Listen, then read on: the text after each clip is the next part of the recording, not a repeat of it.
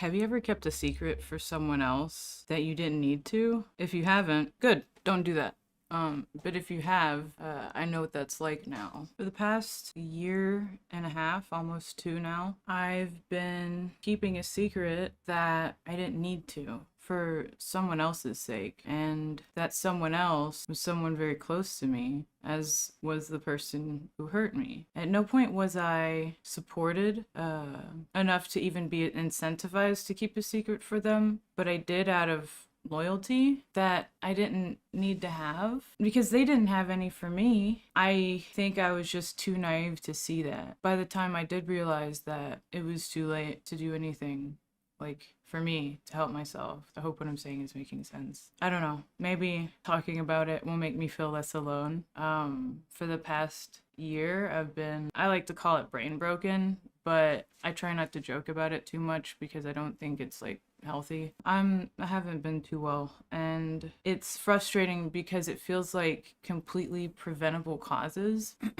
If you've followed me for any amount of time, you may notice that my posts are very sporadic, and it's not just like, I don't know, I'm doing stuff, but the things I was known for, like drawing, I all of a sudden just didn't have time to do that anymore. People noticed and were asking me like, why aren't you drawing anymore? What are you doing? And like, why are you traveling so much? And I couldn't answer them at the sake of someone else. I've been talking amongst like my close friends and stuff about this for so long, but actually like saying it makes it feel really real. So it's kind of hard to do. I'm gonna try and word this like anybody who's watching this doesn't know anyone. I'll try and explain everyone. I was dating an artist named Don, who was the channel artist for SuperMega, and we had been dating on and off since like 2017, maybe 2 years total. It was pretty scattered, but he's a Twitter artist like I met him when we weren't dating in 2018, the same time I met Matt and Ryan. In November of 2021, I met him for the first time like while we were dating. Don, that is, at Matt's house. He invited us both over at the same time. I think it was for the SuperMega book. We both did art on it, and he wanted to celebrate the book coming out. And so in November, Matt's house is pretty big. It's like got like 3 extra rooms plus a living room you can sleep in. Context for later. Don and I stayed there together in the same room, in the room that I would usually stay at Matt's when I would stay at his place.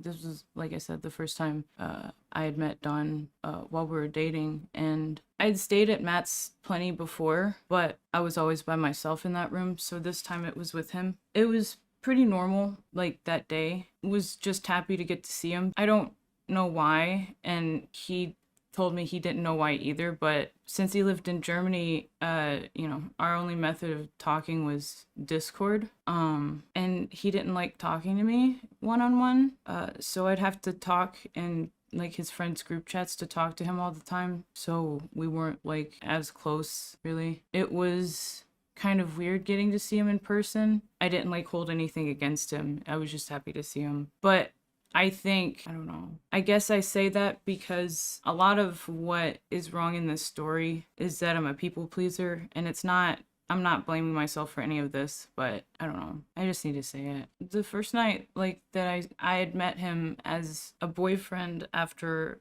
all that, and like not really being that close with him. The first night that we like say goodnight to everyone else at Matt's house, I think it was just Matt at this point. Don sexually assaulted me. He like physically was like forcing me, like attempting to physically force me to give him oral, and the only reason why it didn't work was because I like physically like pushed him away multiple times. When you're in a long distance relationship with someone, you have to get to know someone. Like, I feel like I'm a pretty direct person, and aside from what this situation is like turned me into, I guess, but I feel like when this happened, I was like, especially this particular situation, I was like, no, I don't want to do this. And he kept telling me like, just do it. And like multiple times while he was like trying to force my head down, and he's like way bigger than me, I don't know. I was really freaked out after that. So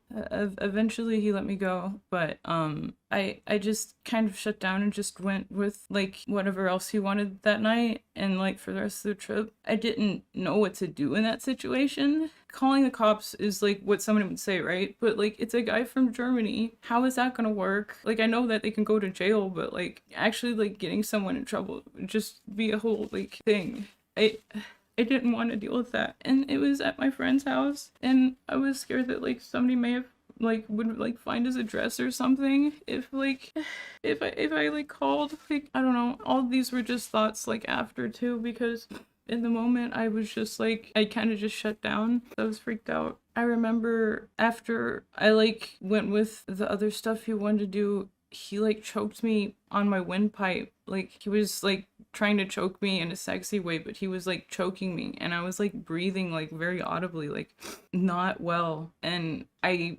think at this point I was too scared to like say anything, and I didn't think he would listen because he just didn't before. So at that point it was just easier to do whatever else he wanted instead of go through that again. The next day, pretty early in the day, context: for a while, Donna had been trying to get a green card to live in the US, and since we were dating, he had for a while been hinting that like it would be easier if we just got married for him to come live in the US, and it had been going on for a bit now. And that day, Don had been asking, he had been talking about it with me, he had been asking SuperMega about filing papers to get a green card, and Matt, at least I know Matt, I'm sure Brian too, SuperMega in general, had no interest in doing that for him, but they never, up until this point, never told him no straight out. Never was like, yeah, we're not doing that. They would just give reasons why it was really hard or really expensive to do that. So once again, he asked Matt, and him and I were walking up the stairs to Matt's living room, and Matt responded something along the lines of like, why don't you guys just get married? To which Dawn seemed like reciprocal to the idea. I don't know how to describe what it feels like to have someone go from not interested in talking to you like on a daily basis, like one-on-one, or like spending like alone time with you, to but like still being very sexually interested in you. Like they still want to have like nudes from you and stuff and all that fun stuff that having a girlfriend is, but not actually like talking to you. It feels weird to go from that to, after hearing that conversation, just the amount of affection and like references to that. It was a lot to process, and I had no alone space to do that in. It was a lot. Gonna find a drawing I did the second day I was there, and at the time when I drew it, I didn't know why I had drawn it. I had no idea why I was drawing vent art. The vape says copium. I know it's really corny. There's a point that I didn't show anybody, right? Like it wasn't supposed to be for artistic value, and at the time I just didn't get it. The other thing that happened that day, or the day after, was that I was sitting next to Don on the couch talking to him. I asked him to look something up, and he pulls out his phone next to me, and the first Google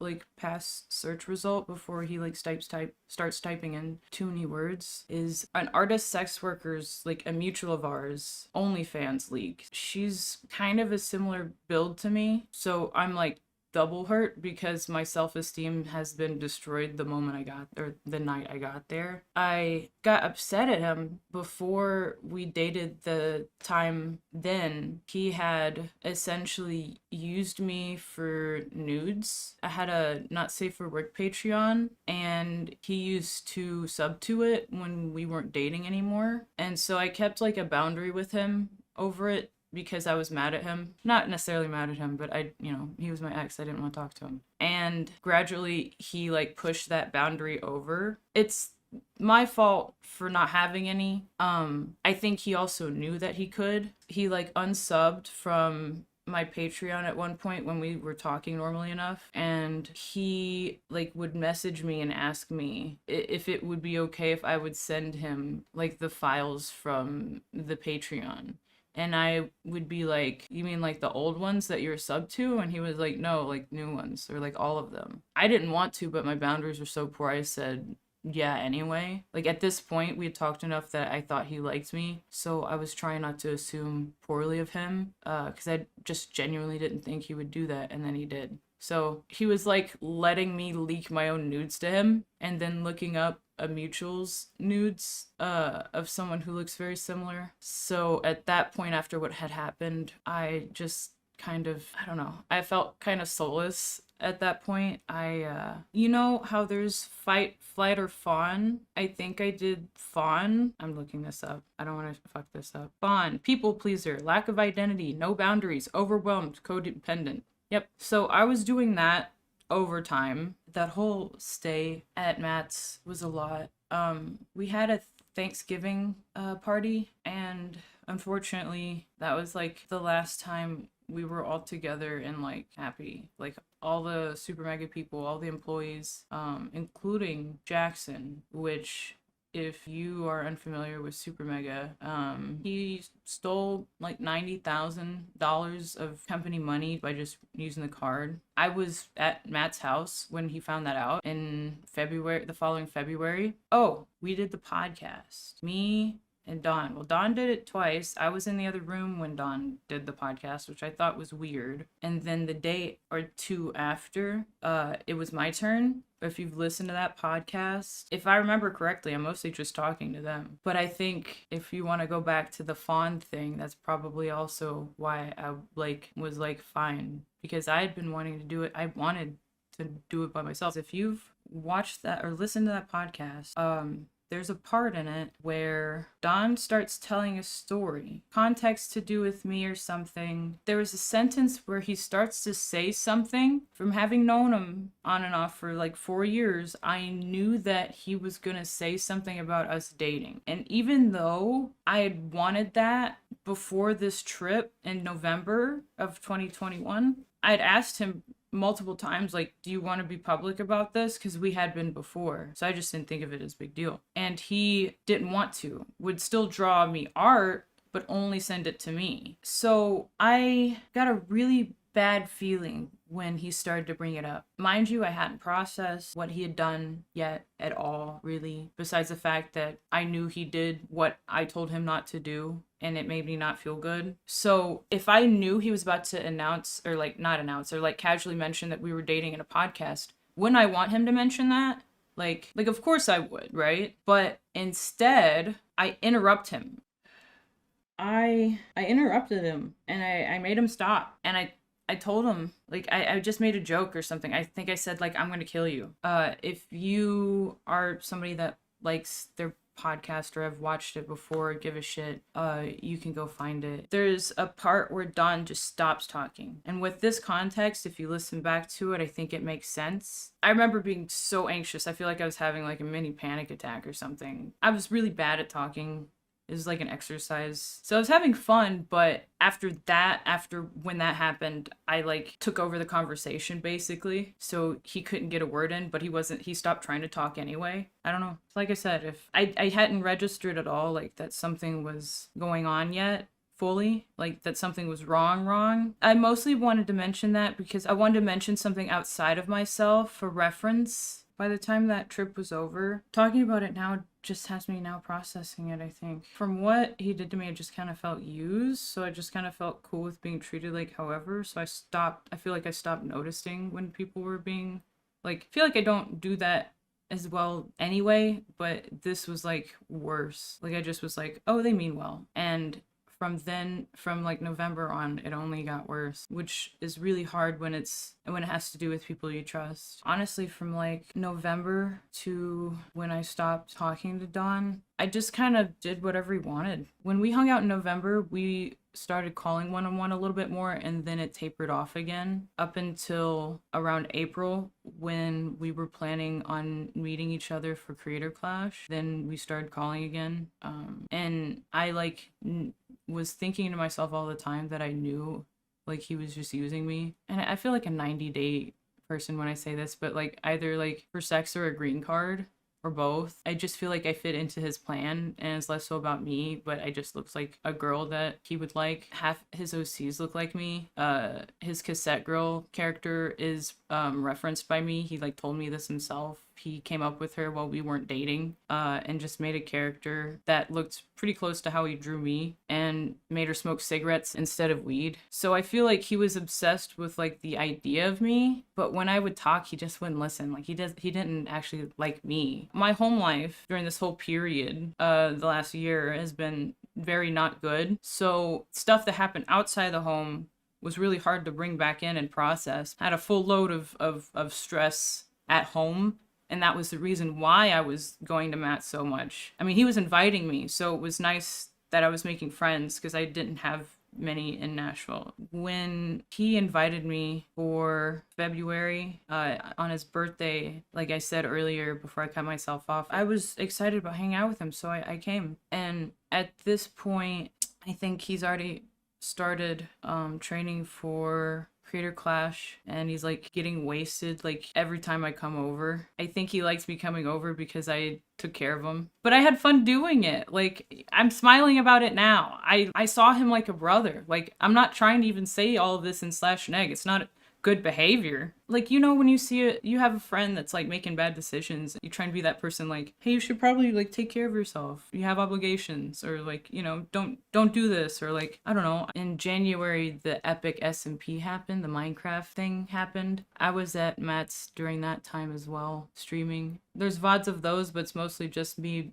wandering Don around trying to get him to talk to me, because at this rate he wasn't like hanging out with me still. Last time I mentioned it was in January. Man, being with him destroyed my self-esteem. This conversation is actually during Minecraft SMP. I said, maybe next time we have alone time might be a good idea to play something else. Or not, I'm not the boss of you. I suggest playing something because that was the only way he would talk to me. He said, yes, I'm sorry. No, like, yeah. Next time I should really just let alone time be alone time. And I said, I often feel like I have to compete with others for your attention. Not your fault, really. My brain was so rotted, dude. Normal boyfriend things.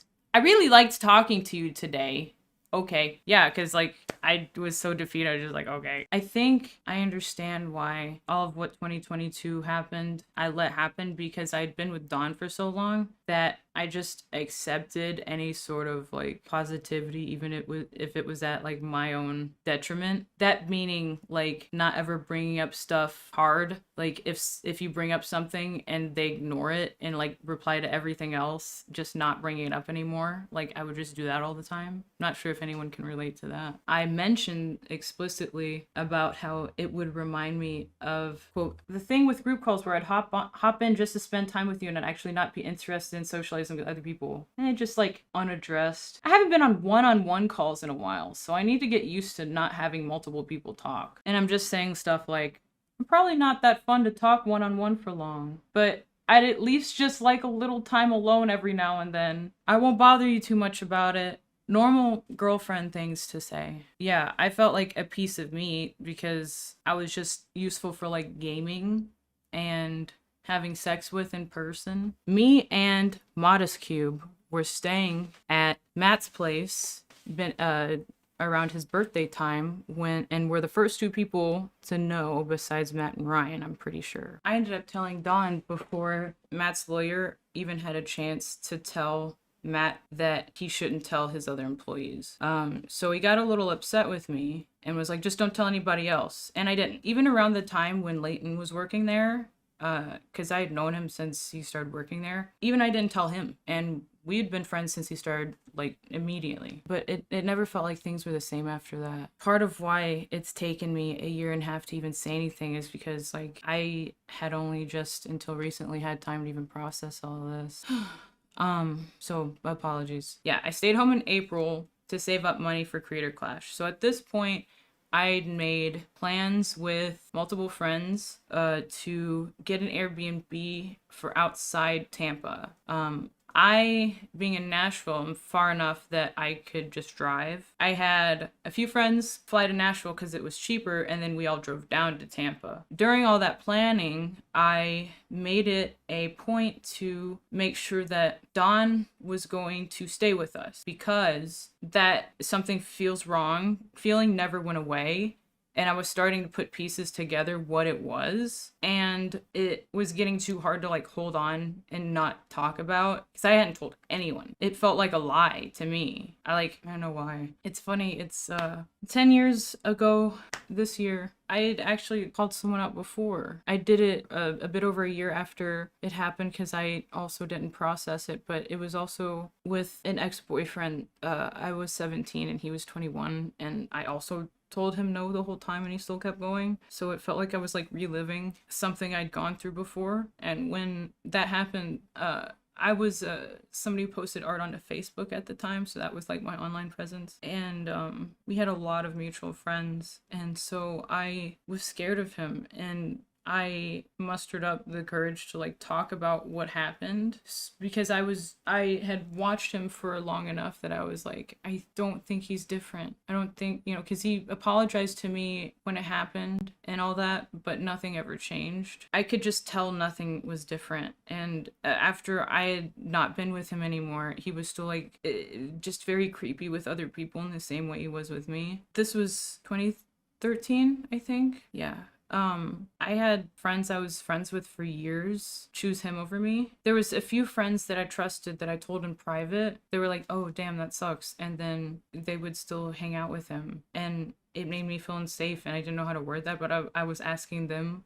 I would ask them, like, why. They just wouldn't know what to say and just would stop talking to me. Or, like, be like, I don't believe you. Like, it turns out they were being my friend and then didn't believe me or something. I had people quote retweeting, resharing, whatever it is on Facebook. That post that I made, since it was public, like, people I wasn't friends with but were friends with him, saying I had never even gone to New York to see him, when I had pictures of me there. And when I would, like, respond with him, they'd block me. There was just so many people that did not know me at all saying I was lying. And mind you, this was before talking about sexual assault was like a normal thing to do in media at all, or like the Me Too thing or anything. I don't know if it would have even helped. Not that it would have, but it just I found out years later that the person that shared the post that said I didn't even go there also got groomed by them because they were like 16. All that context just because of all that happened. What I did know what was wrong was that I didn't feel good, and I was pretty sure I knew why. And the other thing I was sure was that I didn't want to go through that again. So when I was planning on having him come to the Airbnb, my thought process was, if I could just talk to him in real life about this, there wouldn't be a need to do any of this. He lives in Germany. I live in the South at this point. You just have to go so out of the way to like bump into each other that way that there was no harm in me just like pulling him aside at some point and being like, hey, you remember this? It wasn't cool. Let's not talk anymore, or whatever, whatever line of dialogue. So it's not something that's screenshotable, something that other people can like speculate or be like, that's fake, or I didn't want people doing that to me again. I don't know. I'm a big boy or whatever, but the whole time leading up, it was pretty easy to detach from Don already to like process, because he didn't call that much or didn't want to. So that was fine. We started to more, but I feel like at that point it was just kind of to keep tabs and like kind of confirm my reality of like, is this actually going on or not, rather than it was to actually like spend time with him at this point. If you've ever been with like someone that has abused you, especially when you've been with someone for years, it's hard to just kind of be like, all right, bye. I didn't owe him anything, but I felt like maybe it was self-preservation, but I wanted to just it to be clean and just be like, all right, we're done, that's it. I've known for a while, but now you do, kind of thing, because I had intended on it for a while, like cutting off contact with him because I realized it was like not good for me. But getting the idea and building intention, two different things. The building intention takes time, so it came with the B&B. I came with my friends, and then it was me, my friend, and Ethan. And after Creator Clash, it was also Rav. So I had plenty of people to like surround myself with between me and him for the time of the Airbnb until the last day, basically. I was just kind of feeling out the vibes when it happened, but like when we were there on when to tell him, but I ended up telling him like the day before he left. The Airbnb had lots of rooms, so I stayed away from him the whole time and just kept my distance. I didn't want anything to seem like anything's wrong because I didn't see the point in freaking Dawn out and have like 4 days of him left there and have nowhere to go. Like someone could be like, he doesn't deserve it or whatever, but I didn't want to do that. So I waited till the last day. Well, the day before Creator Clash is they had a gala. Everybody was congregated over there. And at one point, like during, it was the weigh-in, not the gala, it was the weigh-in. I don't exactly remember how or why, but I come out from the room of the weigh-in and Don has a giant nosebleed all over his shirt, all over his white shirt. And I just get the worst vibes ever. That was like when he started feeling like I didn't want to be around him because I was like, I would say that it was on purpose, but a lot of times it wasn't. There was just so many people that it was kind of hard to keep track if somebody wasn't like following you. So I genuinely didn't think he cared. So I got really freaked out when he started getting freaked out. Like I was like fucked up in the head and all I cared about was like other people's comfort. I don't know. We visited a couple beaches and stuff. At the second beach we went to, everybody's hanging out at the beach all day. Like it was the longest day we had at the beach. And like on the way back before we go get a hotel room, Don's like talking to Ethan and like mentions that we're dating.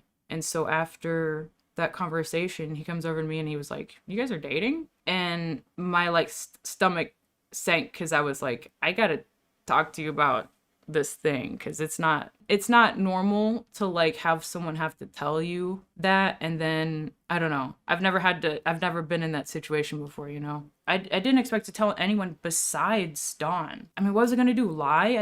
It wasn't even like an option in my head. I didn't know what to say besides just say like, hey, this thing happened a few months ago, because at this point in May it was only like is about half a year. It was just like, this is one of the few moments where I actually have like photos of that exact moment, because around this time in my life I was just like, I've been traveling a lot more than I'd ever, and I've always traveled a lot, so I just would take photos of stuff like mundanely with no intention of posting them. Most of my photos I don't. Anyway, here's like right as that conversation. I talked to him for a little bit. I'll show you a picture of the beach because it was pretty. I only care so much about those pictures because this place got destroyed in Hurricane Ian. So yeah, after I told Ethan, it was too far to drive back to Tampa that night, and it was too late at that point. So we got a nearby hotel, and rooming arrangements were very hectic, and nobody knew who they were staying with, and I was really freaked out from having had that conversation. The like realness of everything set in after I had told someone else. I sat in the car for a long time scared because I was like thinking that, well, I don't want to go in that room with Dawn because there was like 3 or 4 separate rooms between everybody that was in the car. And that's actually Dawn's last messages to me on Twitter, is this. It was a bad night. I was just kind of hiding in the parking lot hoping everyone would go to sleep and not find me. I'd had like a script in my head written for the whole trip, and then once it got broken, everything got way too real, I guess. I thought that how I was doing things was like the best way to do it, but I don't know. It didn't like foil my plans or anything. I still got to tell him. It was just, it added a lot of anxiety that I didn't have because I hadn't gotten to process it. If you've ever been abused physically, sexually, telling someone else like verbally, it makes it feel so much more real that it can make you feel completely different than how you did before, and it's very jarring. So I was dealing with that. I felt like I had like shell shock or something, and I couldn't get away from the person that I had this realization that I was like really messed up by. But I don't think we stayed much longer after that. I stayed with Ethan that night, and the next morning, I have a picture of that. That's me with my stuff, about to go drive back to Tampa. So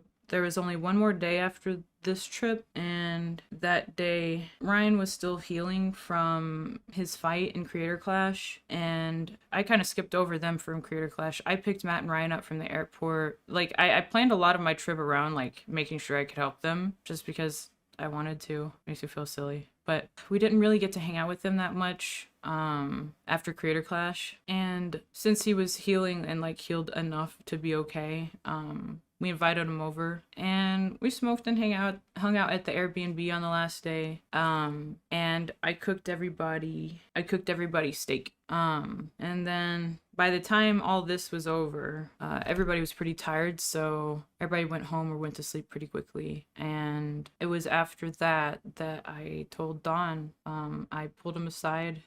We went on a walk around the neighborhood the Airbnb was in. The way I told him was basically, I was basically like, hey, do you remember November when we first hung out? And he was like, yeah. I basically asked him questions that necessitated him saying yes or no to, because I wanted it to be easy for me and I wanted it to be easy for him because I didn't want it to take too long. I didn't think it needed to for me to tell him the way I was going to tell him. So I said, you remember the first night when you were like pushing my head down and I was telling you no? Yes, he says. Basically, he like didn't dispute anything that I said. He was just saying yes. And I was like, you know, that's sexual assault, right? Like, you can't do that to people. Like, that wasn't cool that you did that to me. I've been like really like messed up that you did that. I like have to like get better from this. This is something that I'm like having to recover from because it's making me not well. Like, basically explained to him all but like a baby that sexual assault is bad and that what he did was that and that you can't do it. Because all it would have taken is for me to have been like, no, I don't want to, and for him to stop, but he didn't. Nonetheless, so I say all this and he says, so does that mean you're breaking up with me? And I was like, what? Yeah. To me it was like, yeah, no. And that, out of everything I said, was both the shortest response I had to say, or like the shortest thing I had to say to him, and the most devastating. We're on a sidewalk, like we're walking, and I'm like, no, I don't want to be with you. And he stops directly under the streetlight and does this for like a minute in front of me. I don't know. It felt so performative. And maybe he was actually sad. I'm sure he was bummed out at least, but I don't know. That it was so surreal. I like considered taking a picture of him, but I was like, that's not morally right to do. I'm just making very light of like a shitty conversation, honestly. The next day, the Airbnb was up for me, so I got to drive back home. Don went to stay with his artist friends that lived nearby. And so my impression was that Creator Clash is over. Don's gonna go back to Germany soon after he's done hanging out with his Florida friends. And then, even though the conversation was weird, I won't have to see him again now. And I can like actually process stuff, or at least have a chance to. And, time after I get home is rough. The time right before Creator Clash, I found out my dog, Teddy, he had a mouth tumor, and it was getting pretty bad pretty quickly. And the whole time I was at Creator Clash was like while that was ongoing, because my mom didn't want to put him down without me there. We weren't sure if he was gonna make it. And after I got back from Creator Clash, he had more vet appointments where we found out that he wasn't gonna make it. And I don't know, because of everything going on, I never really had time to grieve it. For the night of Creator Clash, a party happens at Critical's lounge, like G Fuel lounge, and that night was when I met Rav. I met him while babysitting Matt, basically. Here's a picture with them. I posted a cute picture of us, but this is like how like half the pictures are. But like, there was a girl there who he was like going around to people and being like, you see her?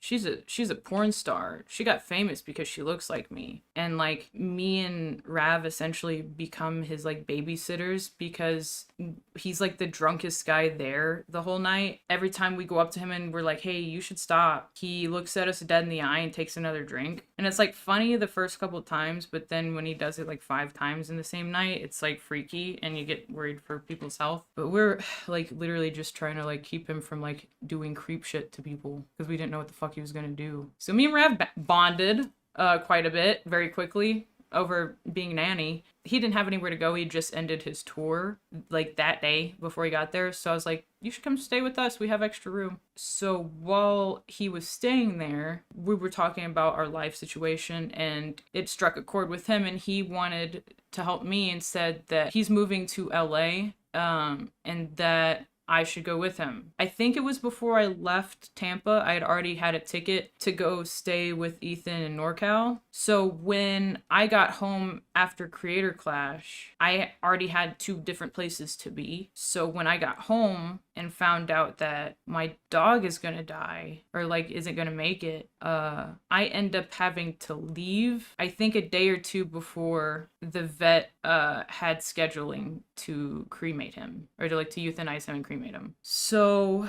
I missed the death of my dog by about 2 days, 2 or 3 days. So when I get to Modesto, because like, you know, I'm like getting support, things seem kind of up, because at this point I'm thinking, not gonna see Dawn again, moving out of my bad home situation. Obviously Ted's the bad thing, right? That's like, at that point, that is the bad thing happening to me. If you've ever lost a pet, or you have a pet and haven't lost it, you can imagine what I was going through. I was just like bedridden for a while. So there was a chunk of time, I want to say around a week after I got there, that I just didn't do that much. That and like mentally recovering from Creator Clash. And as that span of time occurred, every time I'd look on my phone, I'd notice things were going on in LA. Like, why is Dawn in LA? I thought he was going back to Germany. Turns out Matt invited Dawn to stay with him after Creator Clash, after he was done staying in Florida, and I think maybe somewhere else. It occurs to me that I'm gonna need to talk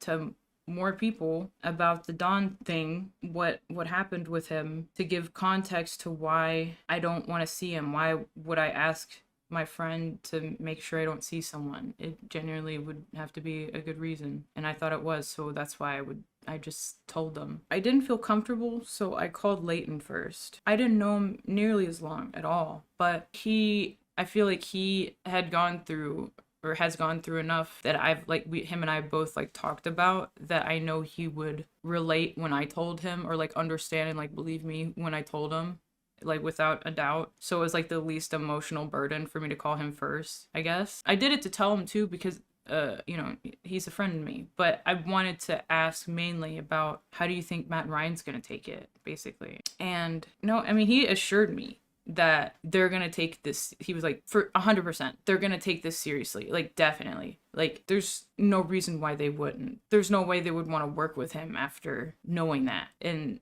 all that kind of stuff. And so I was like, all right. I felt normal, you know what I mean? I felt like validated, I guess. So I called Ryan, because I don't know, maybe I was scared to call Matt. I messaged Ryan and I said, hey, are you free for a call right now? At like 10:30. I said, it's pretty late, so if not, it's fine. He said, sure, call if you want. Calling with Ryan made me feel even better, because he immediately apologized and was like, I'm so sorry that happened. So I hadn't gotten many reactions at all so far, so this was at this point a good one. He went into detail, just saying like, you know, what he did was wrong and he deserves, you know, to be held accountable for what he did. Stuff that you generally would want to hear, I think. I felt a lot better after I talked to him. I don't know why or how, but somehow I had no dialogue with Matt for 2 days after my call with Ryan. My call that made me feel a lot better. And my call with Matt was probably the worst thing I could have imagined. That's how the conversation went. You know, he's apologizing about Teddy. I booked my flight, so I told him when. This is what he says after. Very nice words, right? I personally think him and Ryan did lots of talking before he decided to call me back, because his phone's with him all the time. He could have called me back at any point. I think by the time I got off the phone with Ryan, it was probably already too late for me to like tell things how I wanted to, because it wasn't my choice anymore. I was getting asked about like how things happened and stuff, like very inquisitively when I was on the phone with Ryan. And that was the one thing that I thought was weird, because if I believed someone, I wouldn't be asking that many questions. I'd just be like, you know, I don't need graphic detail. It was a little weird. He lets me tell him what happened, as I told you. you know. For me, my perspective is this guy's staying at your house. I'm coming to LA to stay at your office. He did this to me at your house. You deserve to know what he did, the guy staying at your place did to me at your house. Like, it just made sense to tell him more than anyone. So then when Matt calls me 2 days later, 2 nights later, I tell him what happened, and he tells me, oh man, this is a bummer. Like, this sucks. Like, right after the Jackson thing, this year is just so crazy already. Like, there's so much going on. And now this? Let's not mince words here. I told him what happened, said what I said to you just now about how I think he deserved to know because it happened in his house. And I told him that I didn't want to see him because he's at his house. So I knew that if there's going to be anybody with the power to keep me from seeing Don in person again, it was him. So of course I'd tell him.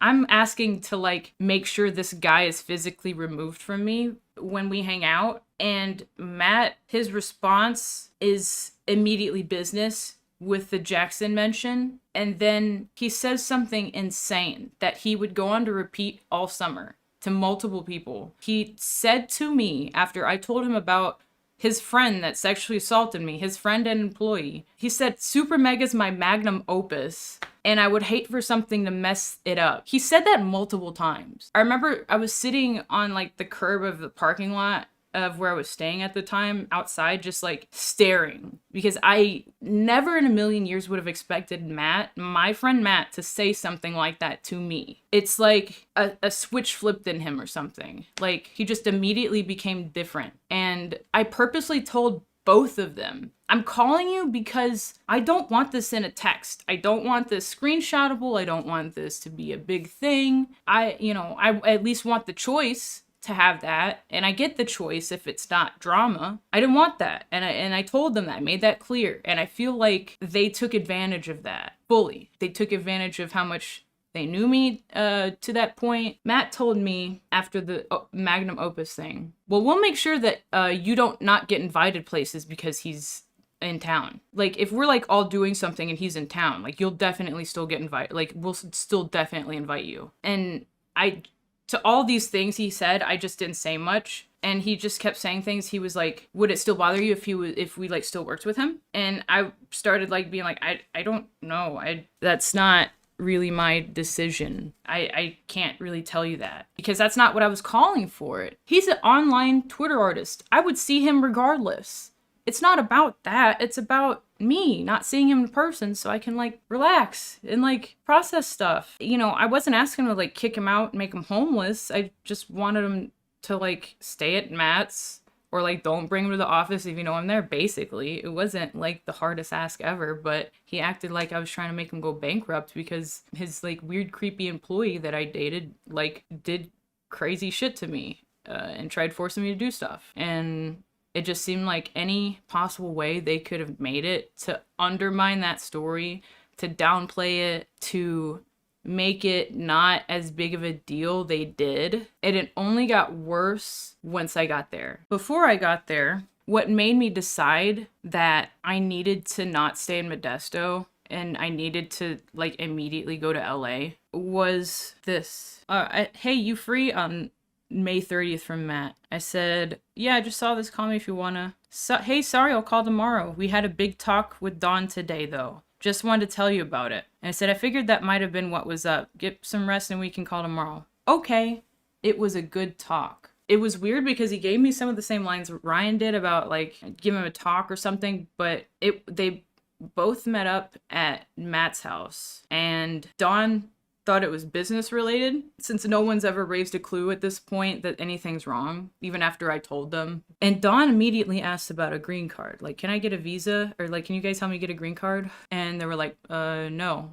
But they tried to, like, big bro him about sexual assault, basically. But he didn't understand. Like, they weren't clear enough to say, like, what exactly they were talking about to begin with. And so they walked away from that conversation as if they got anything done when it didn't really do anything at all. Like, it seems like it just made Matt and Ryan feel better that they, like, did what they said they were going to do as far as, like, talking to him. But for all intents and purposes, like from them telling me and from Rav telling me, because he had been staying there ever since Creator Clash was over. We both had gathered that they basically wanted us to make up. They never told me this, but every action from them was masked as disciplinary, but it was more like scolding. Like, you're just like, man, you can't do that. That's really a big no-no. I don't know. I felt them downplaying it in real time, but I was across the state, like 5 hours away, and could do nothing about it. So that's when I decided I needed to be there. Matt had known since, or at least I told him, May 25th that I would be in town on the 14th. On the 13th at 9 p.m., he messages me this. Hey, can't wait to see ya. Just an update. Dawn is staying at the office with Rav right now. I did not know what the fuck to say, so all I could say is, what should I do? Oh, whatever you want. I was just updating you where Dawn was. My place is full at the moment, unfortunately. Texting me hours before I gotta be there that he just sent him to the place I'm staying at. He didn't have to do this. Found out he did this because he was tired of Dawn making a mess. Instead of sending him home and just having one difficult conversation with him, he decided to have Dawn stay at the office. So when I get in, I'm scared shitless. I made sure Rav was there to pick me up at the Burbank airport so I could like get briefed, basically. I get there and I don't think Dawn is there, and then I hear him. I hide in the bathroom, like after putting my shit up. Cause I didn't think he was there. The place is kind of big. The office is a house. So it made sense, like when I was offered to stay there, I was like, oh yeah, sure. Until I actually stayed there and realized every room is being used. But regardless, I had to hide in the bathroom when I realized Dawn was there. I hid in the bathroom at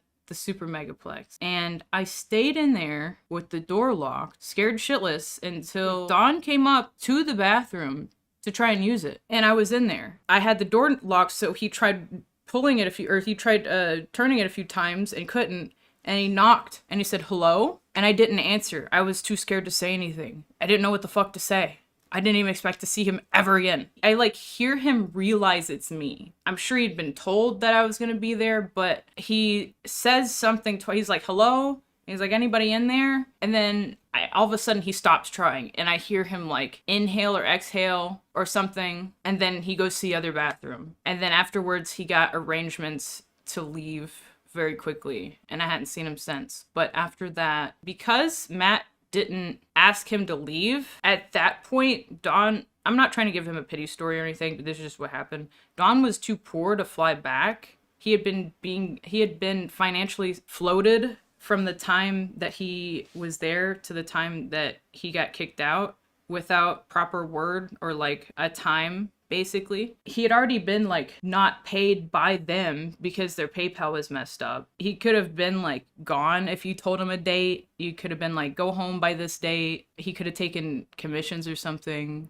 free will. Matt could have done all that with Dawn and not had me see him. But instead he was doing stuff like posting Jim's cat sitting on Dawn just a few days before I get there. 6 days before I get there. So Dawn's gone at this point. Vibes are fucked in the office. Dawn was staying on the couch, so I don't want to stay there because I know what Dawn smells like, and it smells like him. So Rav's already been staying in the game room. It's like this huge futon, so I just put all my shit in there with him. So from day one, it was fucking weird for multiple reasons. It was weird because I think people got the wrong idea from me staying in the game room. People were uncomfortable by me because of like the Dawn thing. Like, people were thinking I was asking too much of them or something when I wasn't really asking for anything. I had already asked for something and it got turned into other stuff, and I think I was feeling like blamed for those things. That it's like, I don't know, it's, you figure out what you want to do with your business, man. And that was still in my court, Day after I get there is the 14th, and that is Ryan's birthday. 14th. Happy birthday, Ryan. I'm in town with Rav. If you're not too busy, feel free to hit either of us up. Will do. I'm thinking of hanging out with some people tonight, so I'll keep you updated. Tell me why I get to that party. There's happy birthday balloons, cute little party. Everyone in the Super Mega Circle up to this point is there. except for Leighton. Neither of us knew that like the word around the block was like fuck Leighton. Like he was our friend. We hung out with him all the time. He was a cool guy. I couldn't even like fathom not liking him. So when he texted us that night and asked us what we're doing, I said it was Rav, and he said something along the lines of like, we're at a party, or like we're at Matt's house for a get together or something. And Leighton was like, is it Ryan's birthday party? Because he knew it was his birthday. I mean, they worked together. As the rest of the party found out through text messages that Leighton found out about the party, especially Matt and Ryan, they were like, ugh, like they hate that guy. Like it was so crazy. I have never seen such a insane scene. Folks at that party, after, you know, seeing their phones and getting visibly bummed out that Leighton is on the way and like spreading the word, people start taking down the balloons. They went to the store, because I didn't see a tank. They went to the store to pick up these happy birthday balloons, like in preparation, grabbed them. Don't know, not really keeping track of who, it doesn't really matter because everybody was doing it. Grabbed the birthday balloons, went across the living room and stuffed them in the closet when they found out Leighton was on the way. Come to find out, I think I asked about it that night, they had started a rumor, I say this because they were all very drunk that night, that Leighton was going to like Game Grumps people and basically like saying numbers for their merch. Turns to find out that's not it at all. He was not doing that. They were being hard on him for something they could have talked to him about, but instead they were all like Ryan, Matt, Jim, and Justin all basically like went to each other to complain about Leighton instead of just talking to him. Because,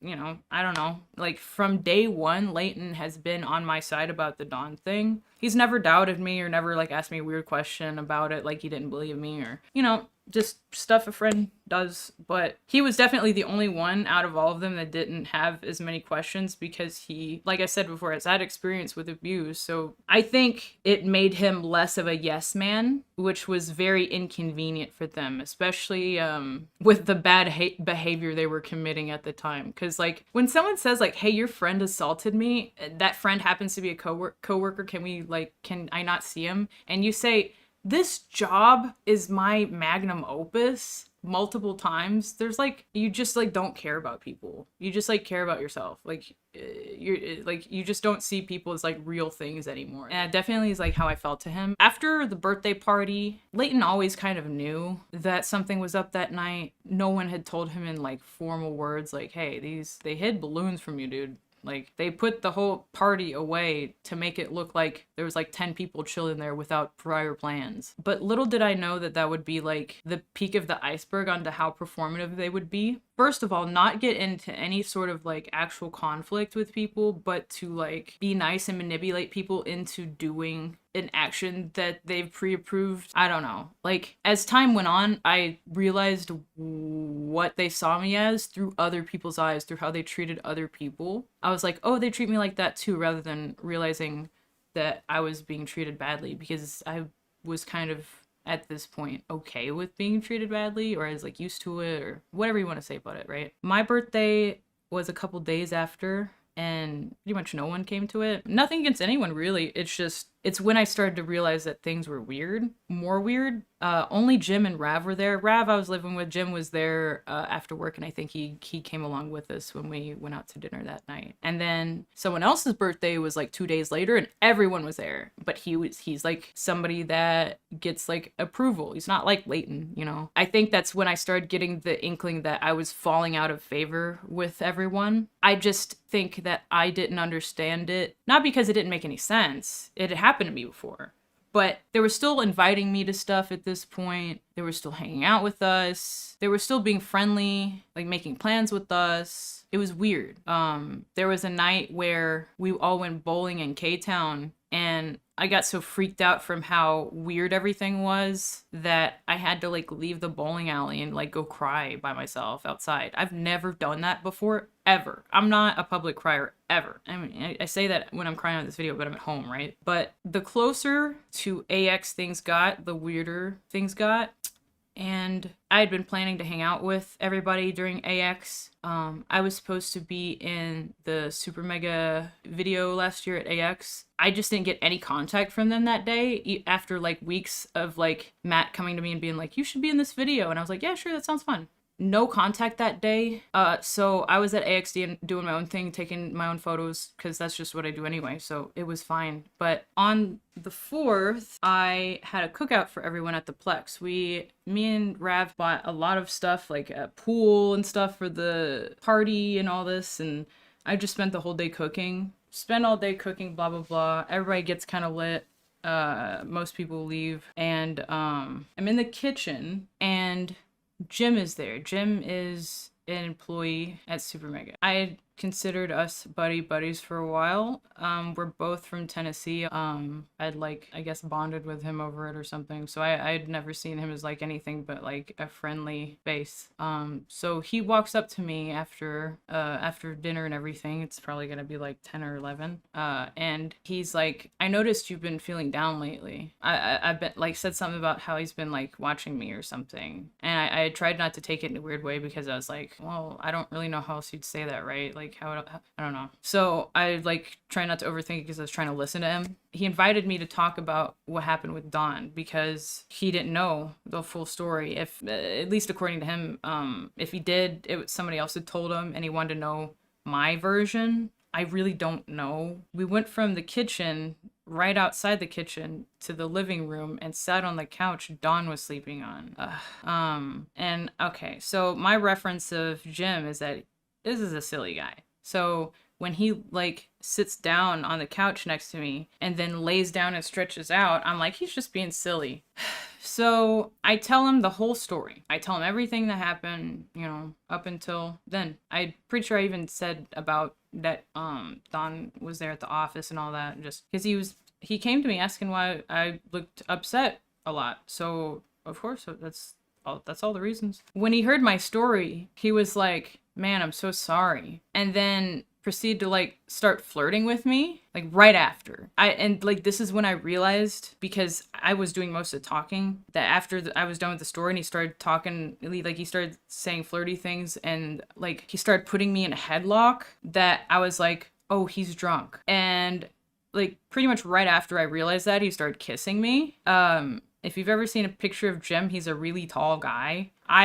It was not even in my brain to be like, get this guy off of me, or like, not get this guy off of me. Yes, I didn't want to kiss him. Because to me, this guy I am not that close friends with. Like, we are just from the same place. And like, I thought he wanted to like get to know me better. Listens to my sexual assault story and then makes out with me. Like, at this rate, I'm just kind of stun locked. I had no idea what he's doing. I don't know if there's even any other people in the place. I think there was 2 other people. I think Matt and Rav were still there. So he like gets up at some point after like putting me in a chokehold a few more times and kissing. He only kissed me a couple times, but he put me in a chokehold for a while and it was very uncomfortable. He like gets up and then goes to the office and he's like, come here. I don't even remember thinking anything. I was literally just like confused. And because when he said that, he was in the office, but he was in the closet. And when I came over to him, because I was just I was like, why in my head, I'm thinking, why is this guy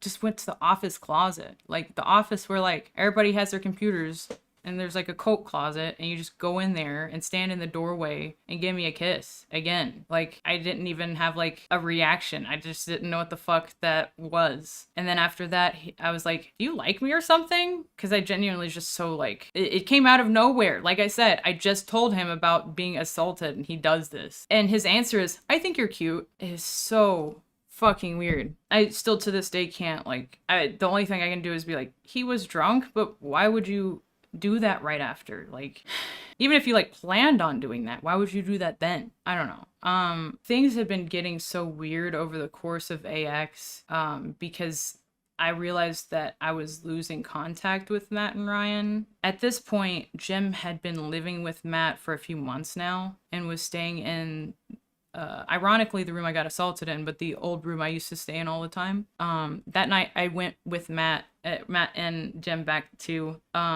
Matt's place, and we all went to his living room. He has 3 couches and we're all sitting on one each by ourselves. And Jim essentially immediately went to sleep. I have a picture of it. Hold on. Jim just immediately fell asleep as soon as we got there. That night was weird. After Jim fell asleep, it was just me and Matt. And this is like the first time we had gotten to talk one-on-one since the phone call that I made to him. So we catch up a little bit. To my knowledge, I don't think we talked about Don at all. But one thing that did come up was Matt offered to pay for me to live somewhere, like down payment plus several months, which if you're in LA, if you know anything about the housing market in LA, is an exorbitant amount of money. Jim's asleep next to us, just me and him in his living room, and he says this. Most freaked out I think I've ever been by him, aside from the phone call, obviously. I immediately said no. At this point, I didn't fully distrust him. I just had a gut feeling that no one gives you that amount of money for no reason without something to gain from it. It felt like a bribe. That's at least like, I don't know, the way he was saying it, that's at least like 10K. And like, regardless of how much it means to him or not, I didn't want it. I felt like weirded out that he did that. He was saying this so I could live alone in LA, like specifically apartment money for me to live alone. It was very weird.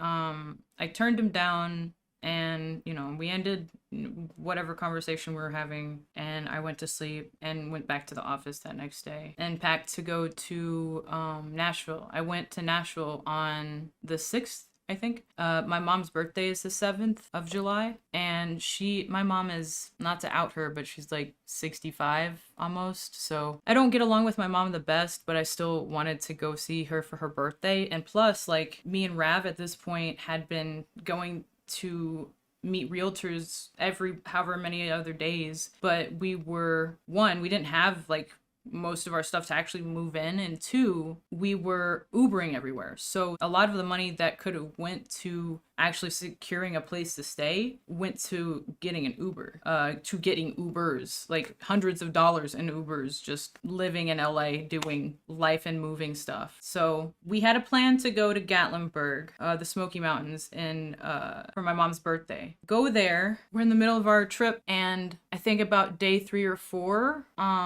Rav's partner, we find out, had attempted to take her own life. And Rav's context, his backstory, is that he's from the UK. He had just moved and done tour and was just going to move to LA. He'd just gotten divorced, but they were still close. They weren't even like finalized. They had just started the paperwork. They were just separated basically. And when that happened, it broke Rav. Like, it went from him consoling me to what was wrong with me to me consoling him, because he was so destroyed from that we like had to take turns carrying each other's weight essentially, instead of sharing mine, which was kind of our overarching situation. Like, my situation was why his was the way it was, you know what I mean? There was only so much I could do besides distract him, and that was the most effective thing to do. There was nothing he could do physically. He wasn't in the UK to like go see her or, you know, do anything to help. So he's kind of just sitting here having to wait on the phone for a call to hear if she's okay, because she was in the hospital for a while after this. Like, she didn't come out just like, oh, you know, it didn't work out. It was like she had to recover physically, and it was like a rough process. So he gets that, like that event happens to him while we're out, and when we get back from the Smokies, I was trying to fuel positivity into the move because of all the negative things that were happening, which spawned the idea of getting a car, because we were spending so much money, all the extra money. It would have been so much better to just have the car instead of wait and pay extra every ride.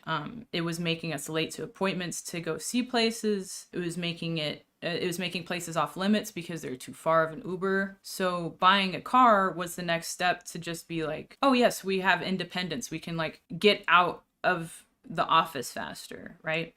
So when we get back to town, we get on our shit, we put a down payment on a car. I throw a lot of my stuff, my computer, pretty much all my work stuff in the car. And we took the next week or 2 driving back. After what happened to Rav and what had been happening to me, I thought it would have been a good idea to go the longer way just because of all the things that were going on. The visual stimulation, we had been gaining so much from it already from having driven around in LA, that I thought that driving through the US, I've done it before, but never that way until then, that the both of us could get something out of it. And we did. It just took longer because that road is treacherous. So the other way in like Utah, for example, there's a stretch of road for about 230 miles that has no gas, just to go to show the difference in the kind of drive it is. And I wouldn't personally have taken it back for the world, because I don't know what I would have gained from having been there that much faster, considering what happened or how things went down. But towards the end, I was getting texts like, or when do you guys think you're going to be back? Which I found odd, because at this point, I'd only been there 2 weeks. Yeah, just barely over 2 weeks. And you know, I was going to get my stuff. One of the things was that I noticed when we were gone is that we stopped getting asked as many questions. It was mostly just about where we were, so they could know when we would be gone, or when we would be back to be gone fast, right? So, and when we were out, I would take pictures, and those pictures ended up surprisingly popping off and making me the money I was making last summer, because I couldn't, at the SuperMegaplex, do regular work.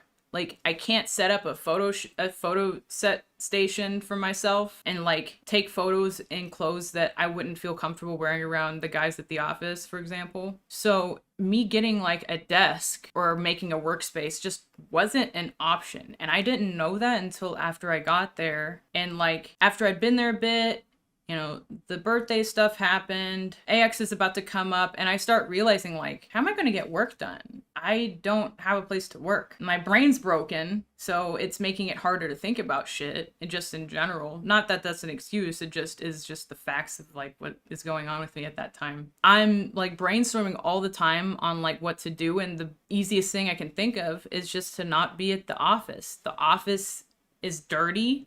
I'm often cleaning up maggot-infested pizza boxes. I'm doing stuff that maids get paid to do on my free time that I'm not working. So I'm paying to do it, technically. It was not a place that you could work at. It was only a place you could sleep at. And every time I was gone and made plans, it was strategic. It was like, all right, while we're here, we're going to do this, that, and this. And I'm going to take pictures here, this, and here. Everything was so meticulously planned except for the locations, because I just stumbled upon them. So I would just wear a maid outfit all day, drive around, find a spot, and that would be how I'd make money, is take a picture of wherever I would end up traveling to. And I just was just getting lucky. But there was 3 times we were gone. 2 weeks for my mom's birthday. So that was, I think, a 4-day trip, 4 or 5 day trip to Gatlinburg, plus the day before to travel there. And then the rest of the time was traveling back. So maybe like at most 7 days of travel during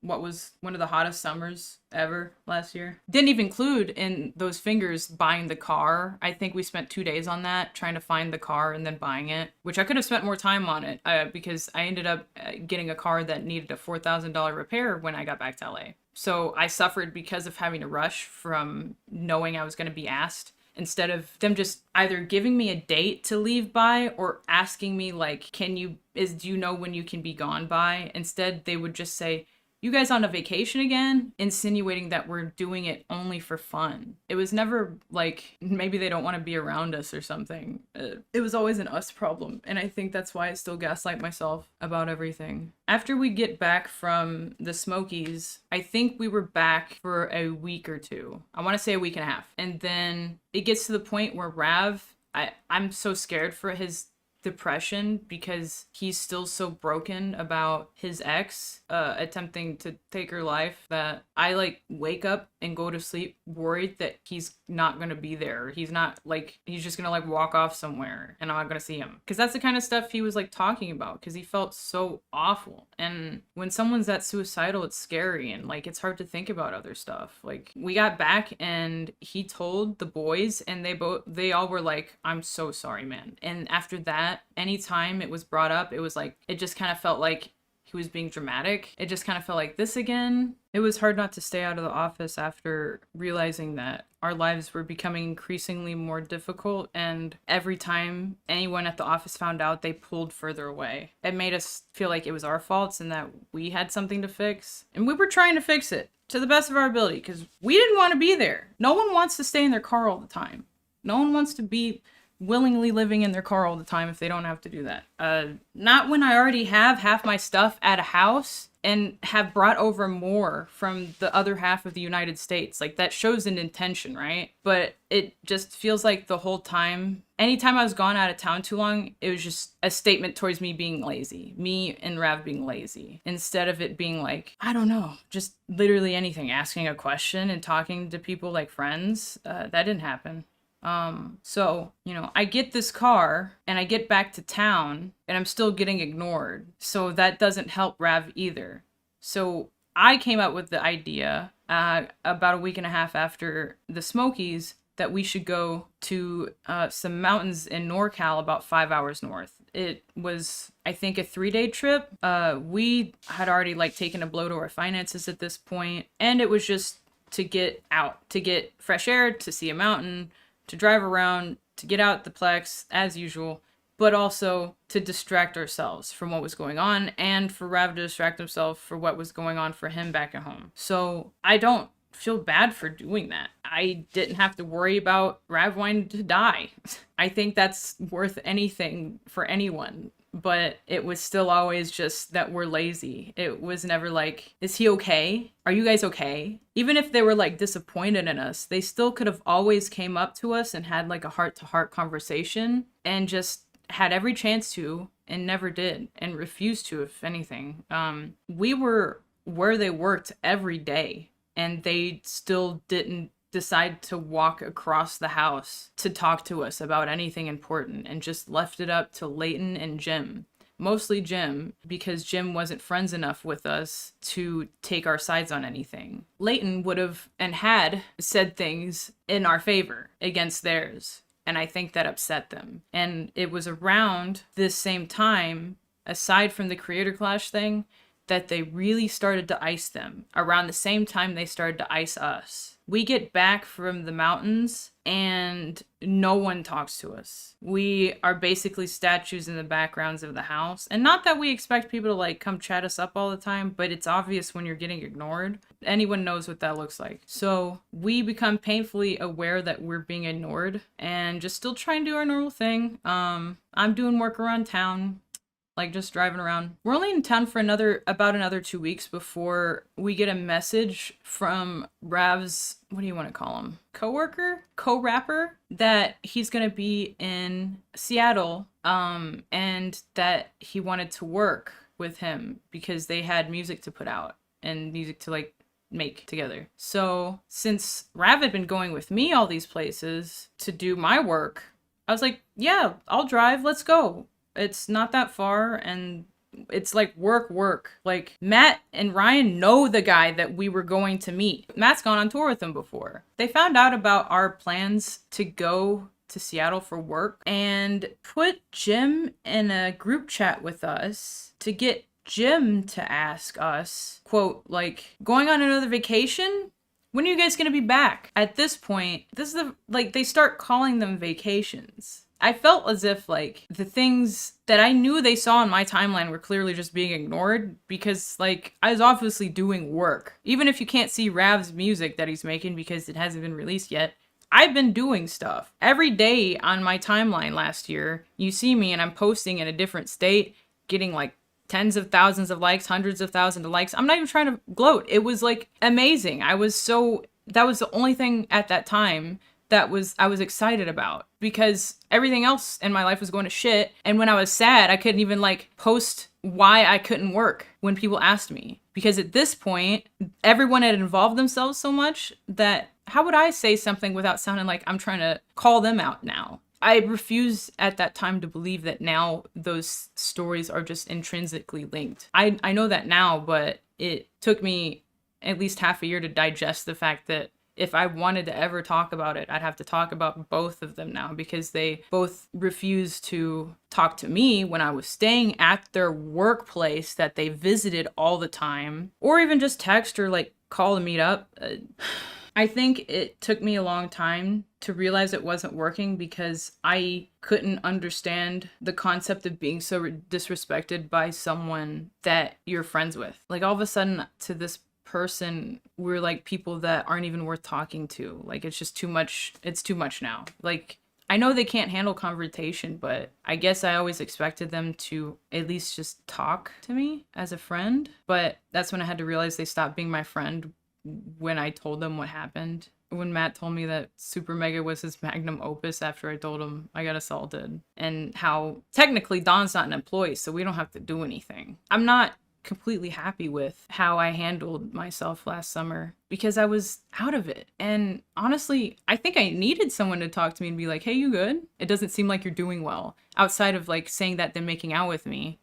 Well, when Jim put himself in a group chat with me and Rav and asked that, we basically just saw ourselves out because we were so beaten down and like we really both thought that them knowing what we were going to Seattle for, since they knew who, they knew why, they knew what, it was for work, couldn't be any more work for work than it possibly was. And this was the straw that broke the camel's back, like the most work trip visit we've taken so far. It was just defeating to get a message like that, I think. So we just offered ourselves to just leave. Because we had a feeling that it was going to happen anyway. I can only speak for myself, but the fear of being kicked out without a date was freaking me out because there's no date. No one was saying a date. No one was like, you got to be here by, or you got to be out here by then. I remember there was a time frame of like the middle of August, but we had plans to be back by then. So if things had gone correctly, we get back from Seattle, grab our stuff, and we can peacefully fuck off because we would have had time to plan it. Oh, sorry to mention, it was Jim and I in the group chat,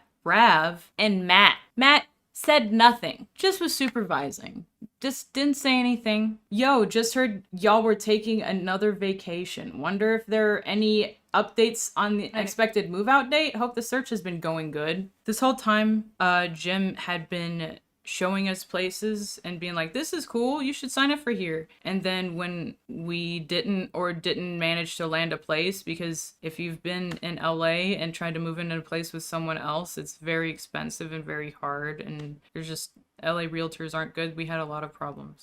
They weren't showing up. They would say they had a meeting time of like this to this, and you'd go there and no one was there. They'd be late because they already got sold and you didn't know it until you get there. That was most of those, is just like finding out that the place was already like taken, or it was just not what the pictures said at all, and like we were trying to get scammed basically. But none of that was like conversations to be had, right? It was just about, you know, make sure you guys get out soon. They only wanted really updates of when we'd leave so they'd feel better. But no words were said to us by Matt and Ryan. I must reiterate this. Matt and Ryan were avoiding us. Ever since we got back from the Smokies, they had purposely not hung out with us. The only time they really did is if they wanted to smoke weed, because they knew that since we hung out in the garage all the time like delinquents to stay out of their way, and we're out there smoking weed and getting bit by mosquitoes all the time, we would probably have weed with us, so we were useful for that. Sorry, I'm crazy. It also has Ryan in it. I didn't even notice. It's been so long I memory hold it. Oh yeah! This is after the whole saga where our car breaks down after we got back in town, had to stay in Orange County at a friend's house until it got fixed. People didn't know how to fix it, so the labor costs kept going up. Cost about $4,000 to get it fixed. Drive it back to the Plex, but before we drive it back to the Plex, since we didn't have a car, we were Ubering again, and Rav's phone fell out while he was getting out of an Uber.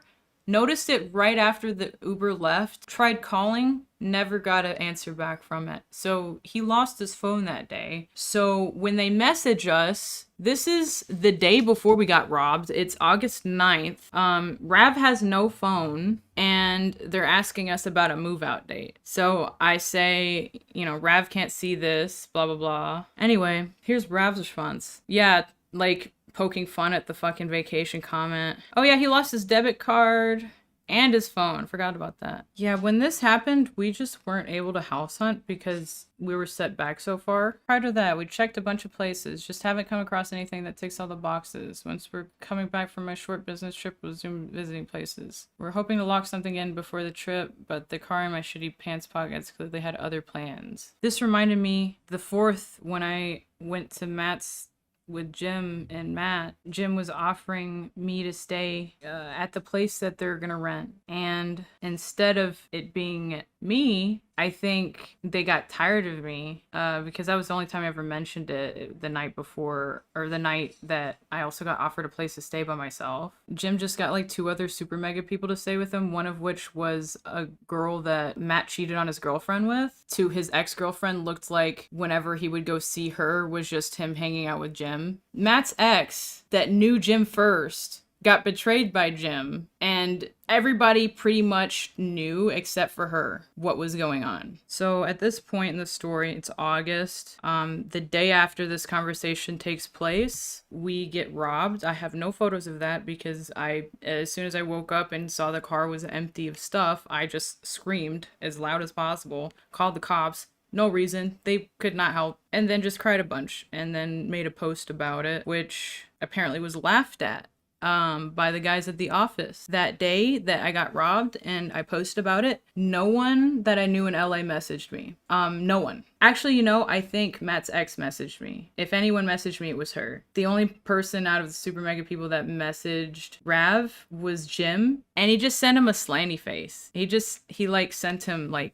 sent him this as like a reply to his Instagram stories saying we got robbed. I literally never would expect money, shelter, anything, but at least to like reach out as a friend and be like, you good? I literally was there when he found out Jackson stole a shit ton of money from him, and I was constantly asking him, what's wrong? Are you good? You okay? Only like once or twice, I think, did he actually say like, yeah, this is upsetting me. But it was like hard fought. It was like, I got weirded out that he couldn't be serious. I guess I shouldn't have expected him to be serious about what happened with me if he couldn't do it about himself. And that was... So after we go to Seattle, get robbed in Portland, on the way up, the stuff we get robbed of: laptop, iPad, work clothes, makeup, toiletries. I'm a model and an artist.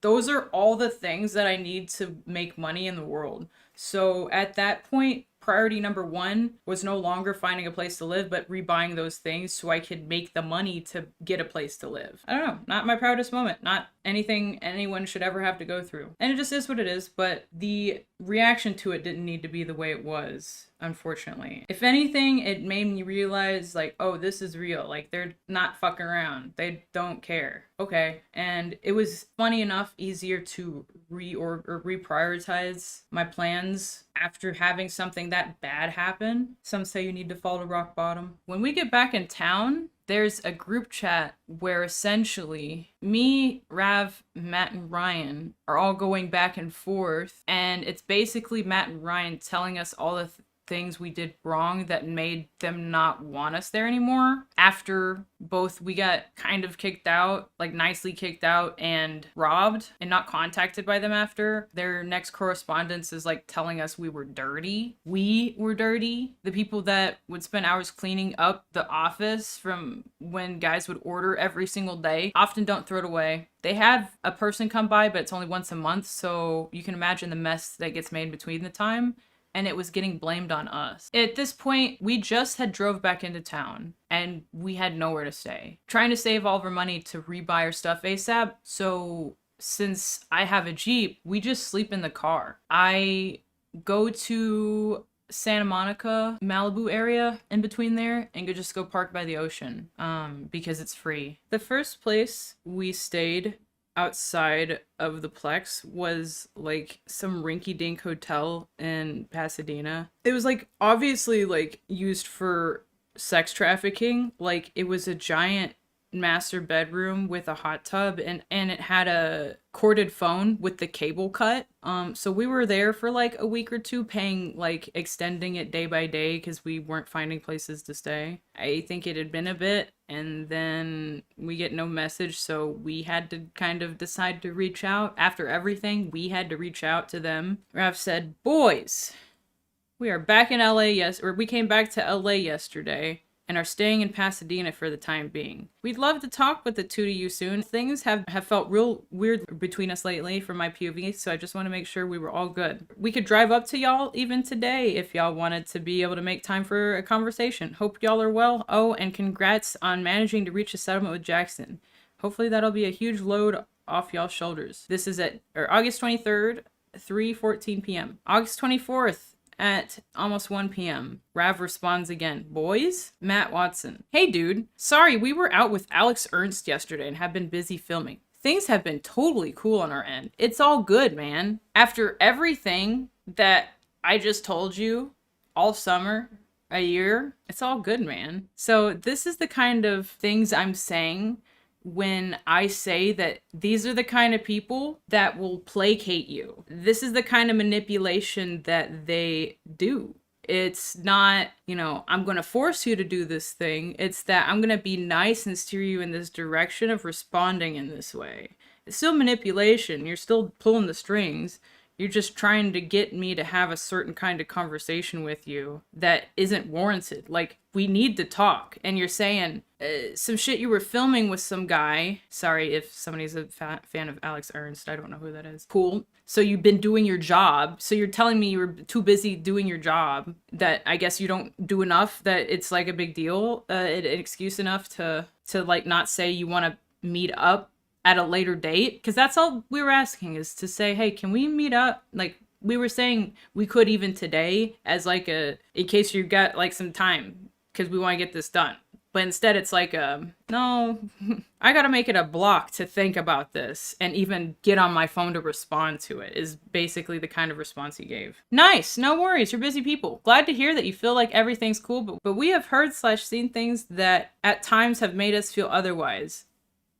I feel like a conversation would be good to have to help address any misunderstandings and or grievances that might potentially exist, regardless of how small, Besides, we haven't talked in forever. Matt says, I'm not sure what you would have heard or seen otherwise. I'm sorry if anything has come across that way. We have no grievances on our end. At the time, I was mad at Rav for responding this, but now that I look back, it was just because I was scared of making them mad and scaring them off like little birds or something. But Rav was just being playful because he was trying to point out the fact that, well, Ryan hadn't even responded at this point, but Matt was totally avoiding the point of us messaging them, which is the fact that we were like, hey, can we meet up? And Matt's like, I'm doing YouTube. We're all good, man. It's all totally cool. And it's like, that's not an answer. And so I get why Rav felt like that was his only option, because when you're around people like this all the time, you get brain broken into trying to be nice all the time. So I think this was his way of trying to be like playful and nice and bringing up a serious topic, because they're so avoidant that when you do stuff like saying, hey, can we have a conversation? They don't respond. And then when they do, it's a throwaway response that, they're doing stuff they would be doing even if you hadn't messaged them. I'm doing work, guys. Congrats. So Ryan gets really real with it the next day at 5 p.m. just about. They had to spend a day and a half chewing on this. The way these guys like do group chats is they all go in the office together and like play football and like make a plan and like who's doing good cop, bad cop ass shit. Very manipulative.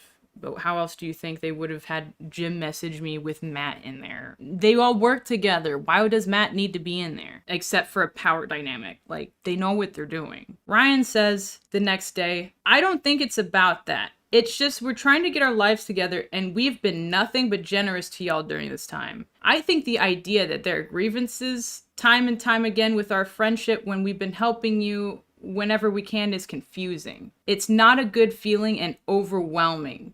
Especially since this year has been nothing but drama since the jump. Literally nothing to do with me at all. Or Rav. I don't care. No one's saying that to me. No one's saying, I know you've dealt with a lot. Like they're saying, they're only bringing it up as like, we've dealt with you. Like Rav just is like, congrats about the bad thing that is good now. And when it gets brought up for us, it's about like, we've been helping you time and time again. And there's still grievances time and time again. It's only been one grievance. It was always the same grievance.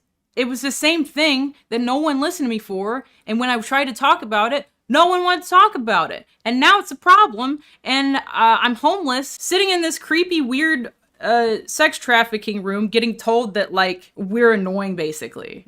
That like we have too many grievances. I got assaulted, man. Could you guys just like care? Like, why'd you switch up? What happened to keeping them accountable, Ryan? Like, this year's been nothing but drama since the jump. For you, I don't think they relate to anything bad that we've been through. And the one thing they could, which was Rav's partner attempting to like take themselves, was Daniel, their friend Daniel. Matt's like at least twice in front of me, separate times we'll hang out with him, has called Daniel a coward. So no, they don't care about suicide. They don't give a shit about suicide. They only give a shit about themselves and who they can make jokes of that are under them that they can get away with. We know that your intentions are mainly to air grievances with us, so it feels odd to throw in the secondary objective of hanging out when the whole purpose of you even texting us was to set a time to air those grievances. If it hasn't been obvious, we love y'all and want to support y'all when we can. And I'm not sure there's much else we can do or say. Him saying we love y'all, the only other time they said that to me was when I called them and told them about the assault. That was the only other time they've ever said that to me. And I've always seen them as brothers. Never ever had one like weird thought about them. That's why I felt safe to even like go hang out with them by myself. It goes to show how much I trusted them. I don't know. I did want to hang out with them. And he's just like trying to call us out. Like Ryan just tried calling us out, acting like we're like trying to do gotcha or something about me being upset. The event that happened that made them even aware that we were upset still was that we had talked to Leighton, and Leighton, he did not do this on purpose. He made the mistake of passing the word along. And I think he was trying to help because I think it's what he wanted too. Because he would never, literally would never try and like get me in trouble over this after he has been like my rock the whole time outside of this whole situation. When he told them that I was still upset, I don't think they got to hear why, because all I wanted was them to make a statement, at least just to say that Don doesn't work with them anymore, or they've split ways, or however you want to word that. You could, that's such a loose-ended statement. You could be as vague as possible, or you could just straight up say, he assaulted someone, we're not working with him anymore. And then, like, imagine if they did that, I would have no burden of people believing me or not. Because if SuperMega said, hey, we're not working with this guy anymore, he assaulted someone, whether or not they named me or not, getting to, like, say without being scared that something bad is gonna happen to me, that I got assaulted and that, like, hey, I gotta take a break from work. I never got to do that. I never got to take a break. All the breaks I took was because I was burnt out and I was suicidal. You know how many times I wanted to like kill myself because of all this shit going on? Like the Dawn thing by itself, I've been assaulted before, unfortunately. It's an experience I myself can handle. But when it has to do with other people and be able to tell how they think of you through their actions, it becomes unavoidable. Like, I don't have to see Don anymore. What he did to me, I don't have to think about. But when someone is treating me actively different all the time in front of me, my only friends in LA that my only plan of like staying somewhere, my only like safe place, didn't want to help me, said they did nothing but helped me, and then gaslit me about it and made me homeless. Cause like, sure, maybe saying made me homeless is like maybe extreme, but one, how else would you say that? Two, we could have talked. Literally all we had to do was do this.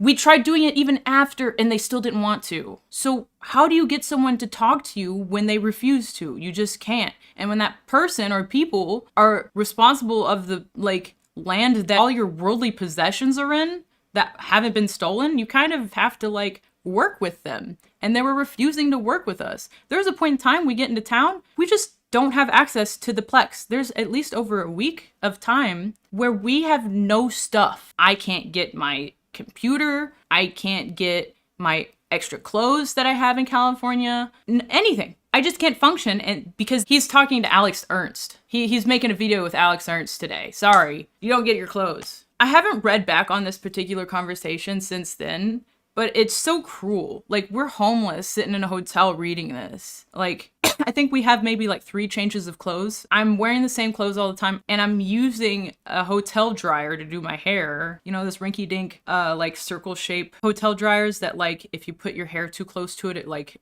takes your hair out and burns it. It's one of those. I remember being so mad when Ryan messaged us because he was the most quiet out of all of them. And from my POV, I thought he just didn't have an opinion. Not in the sense that he didn't care, but he just like he was indifferent. Like, it wasn't like something bothering him. So when he messages us when we're homeless and like is like bothered by us, it's so confusing because it's like, you've seen me. You could have talked to me 5 out of 7 days a week, and you talked to me 0 out of 7 days a week. Rav responded, "Y'all have indeed been incredibly generous with us. Thank you for that." He's being so fucking nice, but what else can you do other than suck ass? They have all this shit. Neither I nor Lex would argue against that. Our intentions are not to air grievances with y'all, but to make sure we are indeed all cool after observing a number of awkward interactions between us over the course of the last month or 2. I'm sorry to see you assume that our intentions are to mainly air grievances with y'all. This assumption from my POV is evidence that there may be indeed an expectation of some sort of antagonism, which, and I hope you can take my word for it, there is not, because we were just trying to fix our shit, man. They were mad. I was mad about my material conditions and like getting hungry at that point. Like, at that rate, I don't know if I can speak for Rav too, but a lot of days we were just sitting in the hotel room talking about the boys. Meanwhile, they were like laughing at us. We didn't know this at the time, but we were just like, I wonder if it's going to work out. Because those were literally, up until that point, that was our social circle. That was everyone we knew in LA. I understand this year has been incredibly tough on y'all, and we wholeheartedly don't mean to add on to the stress and anxiety any more than we already have staying at the Plex for as long as we did. The fact that we felt, you can consider this co-wrote, since I was like, every time Rav would send a message in this particular group chat, he was like, this look good. The fact that I get assaulted, tell them about it, and they essentially kick us out, they all but kick us out of their place, and get suspicious at us being like, hey, we good, to the point where we have to console them about their year being hard. Insane. Like, what are these babies we're talking to? Like, why do you have to, it's this last sentence, why do you have to console someone for a hard year? What are you, a kid? Like, they got stolen from, right? And we're having to tell this to them right after we got robbed. They're not saying sorry to us. They never said sorry to us, actually. They made fun of us. Strange. It's only okay for you guys to have a hard year. Never, you know, the person who got assaulted or the person who's like dealing with suicide attempts. I don't know. I know you guys don't give a shit about either of those things, obviously, but the one constant they can give a shit about is their fucking selves. What kind of bug is this? The fuck was that? A lot has happened to both Lex and I individually and mutually over the past few months too. We feel like amidst scrambling to deal with our shit, we sadly lost touch with y'all. I know that y'all have been busy with your life shit and work too, so I wonder if you'll share that sentiment. I opened up this group chat to take steps towards remedying that. All this peaceful talk Rav does is met with a text back from Ryan saying, "We were told that y'all are still upset with how we handled the Don situation.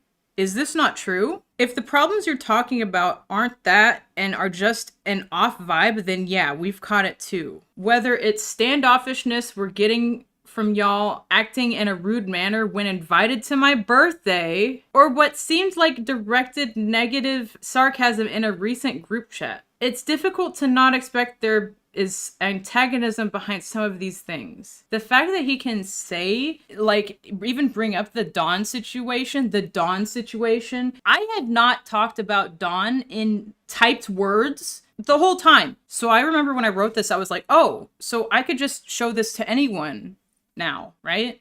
Like, I could just show, he said it. It's real. Like, it's not just like some shit that I'm like saying in insular and then there's no other proof of someone else. I remember feeling a weird amount of relief when he wrote that and sent it. I was like, you're so mad you like fucked yourself in case like you wanted to ever keep this like fully like locked down forever. Not that you could, it's not even your situation to do that, but it seemed like that was the attempt. The only time you mention is complaining to me about how I'm reacting, them not reacting. And the way that it's brought up, y'all are still upset with how we handled it. Is that not true? That's just prompt to like start an argument. That's not, you don't actually care at that point. You're bringing it up that way. We were told y'all are still upset. Like, first of all, we know by who you were told. And when I told that person, I told them we were going to talk to you. So I don't know if like them finding out soon made them decide not to suddenly talk to us. That's a very immature reason to not. Yeah, we don't want to talk. You guys are seeming aggressive. Our year's been really hard. This grown man is saying it's difficult not to expect there's some antagonism behind some of these things. You try getting fucked on by a grown man, keeping it quiet, having people like treat you like you're a little worm after you tell them. And see if you're not a little antagonistic. And even then, I was keeping the fuck quiet. Like, they weren't gonna find out unless someone else told them. And Leighton was just trying to help. He was just trying to help. They refused to talk to us, so it's not like they would have ever found out through talking to us. They would have only found out if, like, Leighton or Jim said something. So, they just had no intentions. It could not be any more clear that they just had no concern with trying to communicate after all of this happened. Their only concern has been framing it so it's our fault and everything that we've done is our fault. And I'm not to say that we're not adults here. We have self-autonomy. But everything I say has an explanation. Every action has a context that comes before it, that had a bad thing that happened before it that made me react the way it did. What do they have besides Jackson? Like, it was in February, it was almost the end of summer, and they're telling us we've had such a hard year from something that happened in winter, and they just settled it. So if anything, they should have been happy at this time, but they're just being like, oh, we're so tired, it's not your thing to be tired about. You don't get to be tired about this. This didn't happen to you. Like, who do you think you are to say something like that to someone? Raph said, although I personally do think there are ways in which you could have handled the Dawn situation better, I also appreciate that everyone makes mistakes. This is, however, not at the heart of what we're trying to engage here. Admittedly, we did vent to Leighton about it, along with the actually relevant concerns recently in confidence. But in my opinion, it's the radio silence that has primarily been at the heart of our concerns. In regards to the off vibes, I appreciate you sharing your take on things. My take is somewhat different, and I hope that it can provide some clarity. As for the standoffishness, TBH, we felt like y'all were being the ones who were getting more standoffish as the time went on. It felt like unless we said good morning to y'all first, y'all would seldom greet us, and y'all would leave the office all the time without saying anything, which kind of made us feel like furniture. At the time, I assumed this because y'all were growing increasingly frustrated with how long we were staying at y'all's. In the same breath, it felt like y'all never took the time to talk to us about it, instead delegating correspondence to Jim. In retrospect, I should have said something about this then, and I'm not sure why I didn't. I'm sorry. I know why you didn't, because you expected them to be normal. As for the sarcasm in the chat, that's the one thing I feel like is not really justified reproaching considering how it went down. Not only did y'all choose to handle communication with us through corporate head-ass means instead of just approaching us as friends, but Jim was also upsettingly condescending. I won't tolerate being treated like a child. This is a matter I aim to address with Jim separately, but I'd be lying if I said I wasn't hurt that y'all thought that would be an appropriate way of corresponding with us. He's talking about the way they basically kicked us out, where they babysat us with a group chat with Jim, me, Rev, and Matt in it to supervise. Is very weird. Ultimately, if everything was indeed hunky-dory, we wouldn't be reaching out to y'all to have a discussion. You wouldn't have been able to produce a list of grievances that you have here, and none of us would be having this conversation in the first place. There are no antagonistic intentions here. What would we accomplish by meeting up with y'all and then proceeding to antagonize y'all? We simply want to talk and hopefully bridge the existing gap of communication. Again, I personally don't think the text messaging is conducive to the best mode of communication when it comes to stuff like this. And if possible, I prefer to do this in person, or at the very least via a call. This feels a lot colder and more distant than what it needs to be. Big message, part of why I didn't say anything, or I didn't show anything yet. It's just a huge message. You You can scroll for yourself if you are nosy and want to read it again. This is my only message. I really wanted to be able to talk to you guys about it normally and in person about everything that was on my mind. I hadn't had the opportunity to catch you guys at the office before we stopped staying there because y'all seem really busy and at the end of the day, I think I ended up missing y'all a lot to be able to catch you guys. It tears me up that you saw us as rude during your birthday. I was being avoidant because I was still both torn up about the Don situation more than I realized at the time. Yeah, because I just fucking saw him the day before, and fucking Ryan messages us like, how dare you be rude to me at my birthday party? Rav's getting divorced, and I saw the guy that assaulted me the day before. And Ryan's like, you need to be happy on my birthday. Why are you outside on the balcony smoking? Didn't come and ask us. We were just trying to be nice. They had invited us, and we wanted to be there. I was excited to go to his birthday. I'm pretty sure how it ended up being slipped out to Leighton. And I was happy when he got there too. I was happier when he got there because he's one of the only few people I like talking to, and we all just sat outside on the balcony. And apparently that's rude. Not only is it something he noticed, that you can just have left it at that, it's rude. Fuck your birthday, man. You're like 29, 30? Fuck your fucking birthday, dude. Grow up. Go to round one. I'm very insulted reading this again because I feel like I've just been taken as a sucker, which I haven't. They totally have been, but it just always becomes obvious when I reread these. It's been hard to do this because I just get mad that I've been thought of so stupid before. And maybe I was, but the way that they treated me to do me the way they did is just so like blatantly like wrong. Like, how am I in the wrong for being sad after I just saw the guy that assaulted me? No normal person gets angry about that. And if it's your birthday and you don't want to deal with it, you just leave it alone. Or you can come out and ask me what's up. We can have a good time together.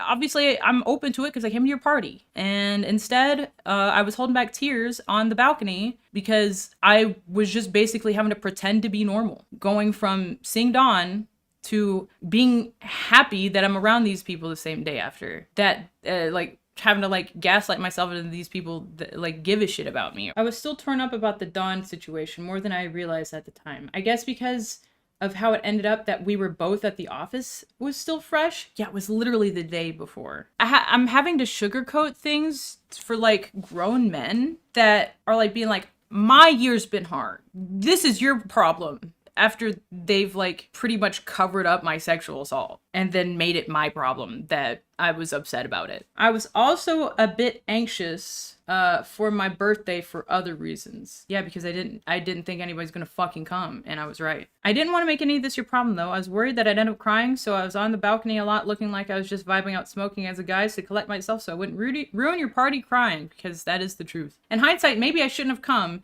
because I hate that it came off as rude. The reason why I came was because I wanted to show you that I cared about you by being there. But I understand now my execution was wrong. God, I'm such a fucking cuck. And it seemed really careless, and I'm sorry about that.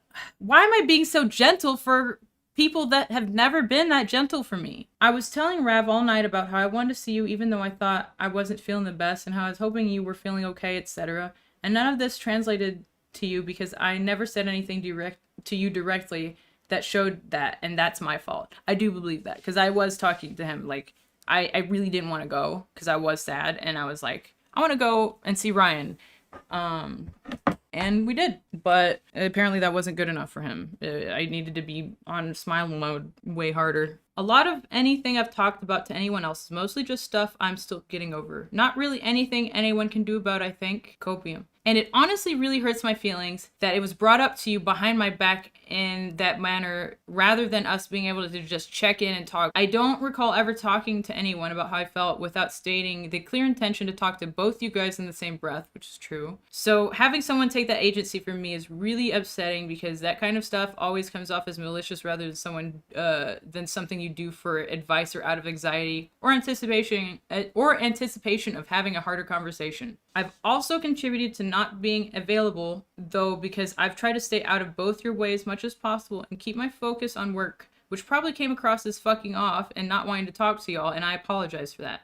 They have my number. I think I was probably trying to be less present because I was worried I was distracting you guys from work a lot of the time at the Plex by being in the way already with me and my stuff, and I didn't want to be any more of a burden than I already felt like. And I think it just made me seem more aloof than anything. I'm sorry we weren't able to talk about it until now. I hate to bring things up this way. I know y'all are busy, so I don't expect to be able to talk in person about anything soon. Parentheses, also, it's not very inviting if you think someone is singing antagonistic lol. I'm just like sucking their asshole right now, so they'll give me my stuff at this point. I'm glad to be able to talk about it now. I just hope that with the nature of texting seeming rather cold, what I'm trying to say is coming across as anything but trying to let you know I've not meant to cause any hurt, and I'm sorry if I did. Sad face. You can have all this text for digestion reasons. Screenshotted text, keep the text man away. Matt said, how long was this? A day later, I think? Yeah, they didn't respond for a whole day. My last response was on the 24th, and this is at August 26th, 3 p.m. Matt said, in terms of not saying hello or goodbye, it really isn't anything more than just spacing out and being wrapped up in our own worlds. That just doesn't mean anything. Like, talking about your coworker best friend versus the people you have staying at your office that is a house, two different things. What a stupid sentence. Ryan and I don't even say hey to each other half the time. To all of us, you guys seem incredibly closed off and quiet, which is totally okay. But when you're being distant and we don't know why, I'm not sure what you expect back from us. You don't know why? Either they're lying or they just have never listened to a word any of us have said. Rav multiple times has gotten the magnum opus line from Matt himself, including one time at a round one, outside of a round one, when we were all hanging out and he like pulled them aside. He said that to multiple people. And he's gonna say, we don't know what you expect from us. Okay. As for how we handled this in a corporate head-ass way, you need to understand that this isn't just a friendship issue, but a work issue. You are staying in our place of work. So if you were a better manager and a boss, you would have had an end date for us. Like, that's why we left, because we weren't being told a day, and we were so scared of how unpredictable these people were without trying to communicate with us, that we're just gonna end up without, like, they're just gonna say, hey, you guys gotta go. How are we supposed to know? Yeah, it was corporate head-ass. You're our friend. You don't need Jim to say that. He's not the boss. You're saying that as if Jim is the boss. Like Jim was hired to be able to communicate things for us. What is he, a fucking clairvoyant? We're your friends that are staying in the room you play games in, dumbass. Like, what do you mean? Jim had offered to talk to you guys for us since we had already done it in the past. When? About what? Show me proof. Like, please. I would love to. It would make me feel better in my heart to know that you guys have tried to be a good friend once and be like, hey, are you guys good? Because if you think you said that, I don't think you did. I think you said that. I think you, in your head, said the equivalent of, hey, you good? But it was probably like, hey, when are you guys getting out? Or when are you guys coming back? Or something like that. Like I said, the only vague thing we had was like the middle of August, and we had gotten kicked out happily by then. Because we were like, we can have our stuff gone. They were like, sure, happy travels. Just fine, cool. But like, don't bring up friendship issues if you're gonna do that. Don't bring up not being corporate head ass if you're gonna do that. Because that's just like, I just got laid off of the fucking show or some shit. Like, viewers didn't like me. I'm getting voted off the island. Like, I have no warning of this. That like, what you expect when someone is like not happy with you staying somewhere is like someone to sit you down and be like, hey, is there like a time you plan on leaving? Not a fucking text message with a guy you don't know that well that made out with you and your friend who is not talking. What the fuck am I gonna do in that situation? I mean, Rav's a talkative guy, but most of these group chats, I just don't have any words in, or maybe one message. Because I have nothing to say to any of these people. The only people I wanted to talk to the whole time was Matt and Ryan, and the only reason why they found out that I said anything else besides to them was because Leighton was the only other guy I talked to. But everything's my fault, though. You know, I'm fine with being so fucked up in the head that bad things happen. But I can't understand being so, like, uncared for that as a friend that no one has ever, like, checks in on you. Like, if someone had checked in on me, I think I could have, like, been like, oh, I should go home, you know? Like, anything. Because I have a home in Nashville I could go to. But by the time it was obvious, because they hadn't communicated to us, when it became obvious without communication that this was not going to work ever, I was too broke to go back home. I had to buy all my stuff back. It just wasn't an option anymore. And then even if I wanted to just leave town, all my stuff was still at the Plex. So I was trapped, homeless. The only option I would have had is if I had a friend that would have let me stay with them, which I did do for a few days. Granted, we did have less money at this point, so it like compounded the issues, but more issues where it was a picture of a different place type thing, and you go there and it's not the right one, or seems very sketchy, just mostly shit like that. But also the days that we were there at our friends, we were mostly just kind of recovering because we were not having a good time. It was, Jim had offered to talk to you guys for us since he had already done in the past. We were also in the group chat so we could talk too. If you were crashing on my couch at my house, obviously I would talk to you one-on-one. But we saw this as a work-related issue because you're in our office. I just don't think anyone wanted to deal with it alone, and no one wanted to be the bad guy. We're trying to best run our business. I hope you're able to see where we're coming from. Is that why you guys don't work and make videos? Because you're trying to do what's best for your business? Because I definitely see how that's working. I understand that both of you have been through a ton this year, and I really feel for you. It's been a shitty year for everyone. Just had to add that in. Just about, when it's about you, you don't say anything about me, but when it's about me, you gotta say something about you.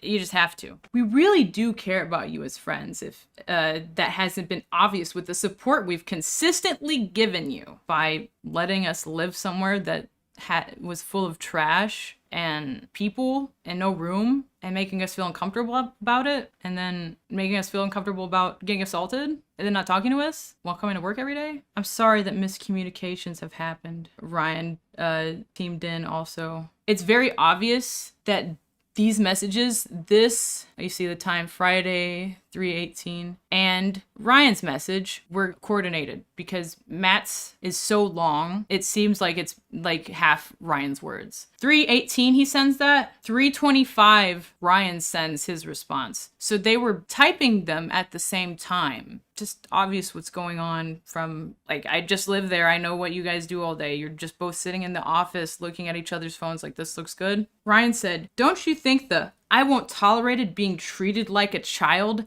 is a little far reaching? Y'all consistently left messes out or in our fridge, parentheses, rotting food in the kitchen and fridge, bags of trash sitting out, etc. It's not about being treated like a child. It's about acting like an adult and respecting the place we were happy to lend to you, which again, is a place of work for 5 other people. Hello? Maybe you shouldn't be inviting people to stay at your work then. Isn't that your responsibility? Make sure that that's something you can handle or not? We did not leave messes in their fridge. I order food at dinner time or later because I would stay up a lot when no one was around so I could enjoy being normal. Order late night food, fall asleep, take it out the next day.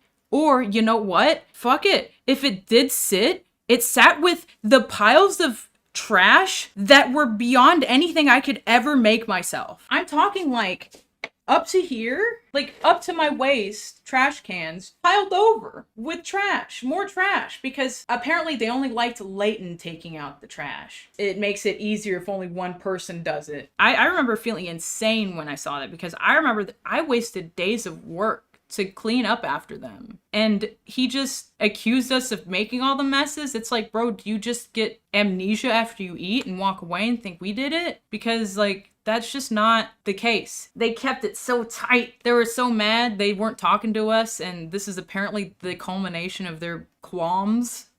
Is that birthday, the corporate head ass thing is not right, even though I got an employee to throw my friends out. Getting mad that I got mad about the Don situation. Rav basically just ignored Ryan. I almost forgot his name. And said, I appreciate your perspective on the hello goodbye stuff, and I'm sorry that y'all felt we were distant. Aside from the last day we saw you, I think I was cordial to everybody, and I treated y'all as I would anyone else. It's not like I carry around any resentments or ill will towards y'all, and I apologize if my conduct has ever been put into doubt. Rav's too nice. I personally think there's nothing wrong with expecting your friends to not delegate what, in my opinion, is a simple communication when you see us all the time. I'm sure you didn't mean any harm by it, but it hurt regardless, and I'd be fucking up if I just kept that to myself. With all that said, I'm very sorry that we put you in the uncomfortable position of having to ask us politely to leave in the first place. I wish we moved out sooner. I felt incredibly guilty about it for a minute now, because we were. That's part of why we were suicidal, is because we were like, why the fuck is like life fucking us to where we're not getting a place now? My ring lights are attracting bugs. We've always given y'all the benefit of the doubt on any and all matters when we weren't sure how you felt, and at the time of reaching out to y'all, we were confident that a conversation would help clear any awkwardness between us. I like to think much of it now has. I hope you feel the same way. And guess what? They didn't respond. You know, the rest is definitely not responding to that. They did not care. We can wrap this up from here, I think. There's only so much I can talk about. My brain being broken, and I've been doing it for 5 hours. I think I'm running a marathon right now. I had so much stuff, I couldn't fit it all in one trip to go, so I had to drop off some of it at a storage unit. We moved to Airbnb in Hollywood in September, and September was the last month I stayed in LA until I was finally able to get back home. Ethan helped me with my laptop. I got my iPad back. We did streams for Rav's equipment. It was his, I don't remember. He got a Mac. He got his MacBook back because his was less expensive than mine, so it was easier to raise. Actually, one thing I never mentioned was I was robbed on August 10th and had, just solely from my post, enough money sent from followers and like fans between the both of us, amazing, that he was able to go buy a new laptop first. We go in, and because he's from the UK, oftentimes during the summer we would have this problem where card readers wouldn't work, and sometimes it just wouldn't let him get stuff. So we go to the Apple store, pick out the laptop he was gonna get, go out and take it to the guy, and he can't buy it. So we have no choice but to leave. And when we get back, I got robbed again. Somebody had opened up the soft top of my Jeep and grabbed my backpack. And the only reason why I even had my stuff with me was because I didn't have a choice. When I got robbed the first time, I didn't have a choice to have my stuff with me. They told us they wanted us gone before we left. So I took more stuff, and because I didn't want to, I felt so bad. I felt like trash that we were getting asked to leave somewhere. That will never make someone feel good. I was trying to take as much autonomy over it as possible and ended up getting my stuff stolen. Buy it back with money I was so thankful to get donated to me, and it was stolen right back. Ever since November when that happened, I stopped tweeting nearly as much. So by the time August rolled around and more shit had happened, I didn't know what to say online. How was I going to say anything that was happening to me online without saying everything? I've been recording for 5 hours, so I understand why I didn't, but it made it so hard to talk because anything I would have said that wasn't that would have felt like I was lying, because that's all I wanted to say. I'm thankful that I have people that care about me, whether or not I know them or not. I'm online people, in real life people, even if it's just a few, it was enough for me to make it. Stuff like that will make you realize who your real ones are very quickly. I don't know. There's a few things. I'm mad that I let someone make me feel so insignificant when they just didn't care about me. I didn't get my stuff out of the office until, all of my stuff out of the office until September 6th. August 31st, I coordinated that day between Leighton, since he was the easiest person to talk to go grab my stuff. When I get there, it's incredibly hard to get in, and all of a sudden, I go to the door. They had, since we left to Seattle and came back, had reinstalled the Ring camera for me and Rav. So while we were trying to go get our stuff, they decided that was a good idea to put a Ring camera in. So what? I guess we couldn't get our stuff while we were extremely down bad and homeless, had no things. And when I'm there trying to get a hold of someone because Jim isn't answering me, I checked my text a little late. Matt sent me this. Is this a friend to you? What are you guys doing at the office? Leave the key at the front door. I didn't see these texts until 10 minutes later, and within those 10 minutes, I had already been to the door, and Matt turned on the app from his phone and was like, "What are you doing here?" So I get scared to shit because I've never seen a ring on this door, and then all of a sudden Matt's being like speaking to me in this like crazy like rough voice. Don't know if he was lit or what, but it doesn't matter either. It was very crazy. I don't know if he thought it was Rev and he was trying to talk to me like that, or if he was really just, I don't know. It was very weird. So I started freaking out because I was the only one packing because Rav didn't feel comfortable being there. But instead, I get freaked out and I just message him a bunch. I didn't have anywhere else to get my replacement things sent, so I was still getting like backpacks and work clothes sent to the office that I was like, hey, I need to pick these up. Next day at almost 7 p.m. Hey, I'm really sorry about my tone. Wasn't sure what was up and Leighton never told us. I appreciate that. Would love to talk sometime. Right now is probably the worst time for me, but down the line for sure. That was a lie, by the way. That was September 1st, and he was just lying to me.